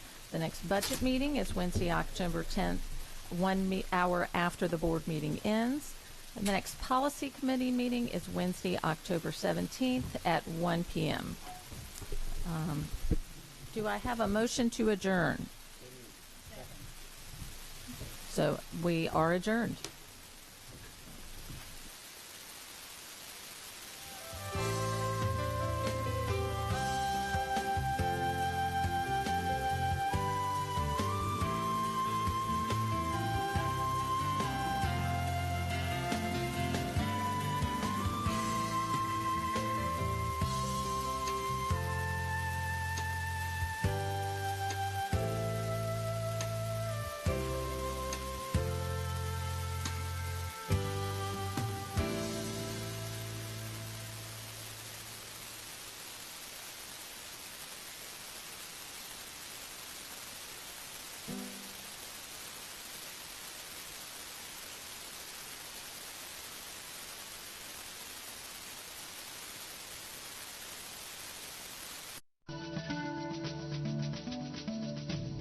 Welcome to Global Perspectives. I am your host, Gaston Gomez, and today we'll be having a candid conversation about culture and education with our next guest, Joe. Joe, welcome. I am thrilled to have you in our show today. So please tell us about you. Hi, my name is Joe Viatorek, and I work with the Magnet programs here in Anne Arundel County Public Schools. I'm the teacher specialist. Great, great. So where were you born? So I was raised in Salem, Massachusetts, and I've been in this area, in the Baltimore area, for about 30 years now. Salem. Tell me a little bit about your hometown. Sure. So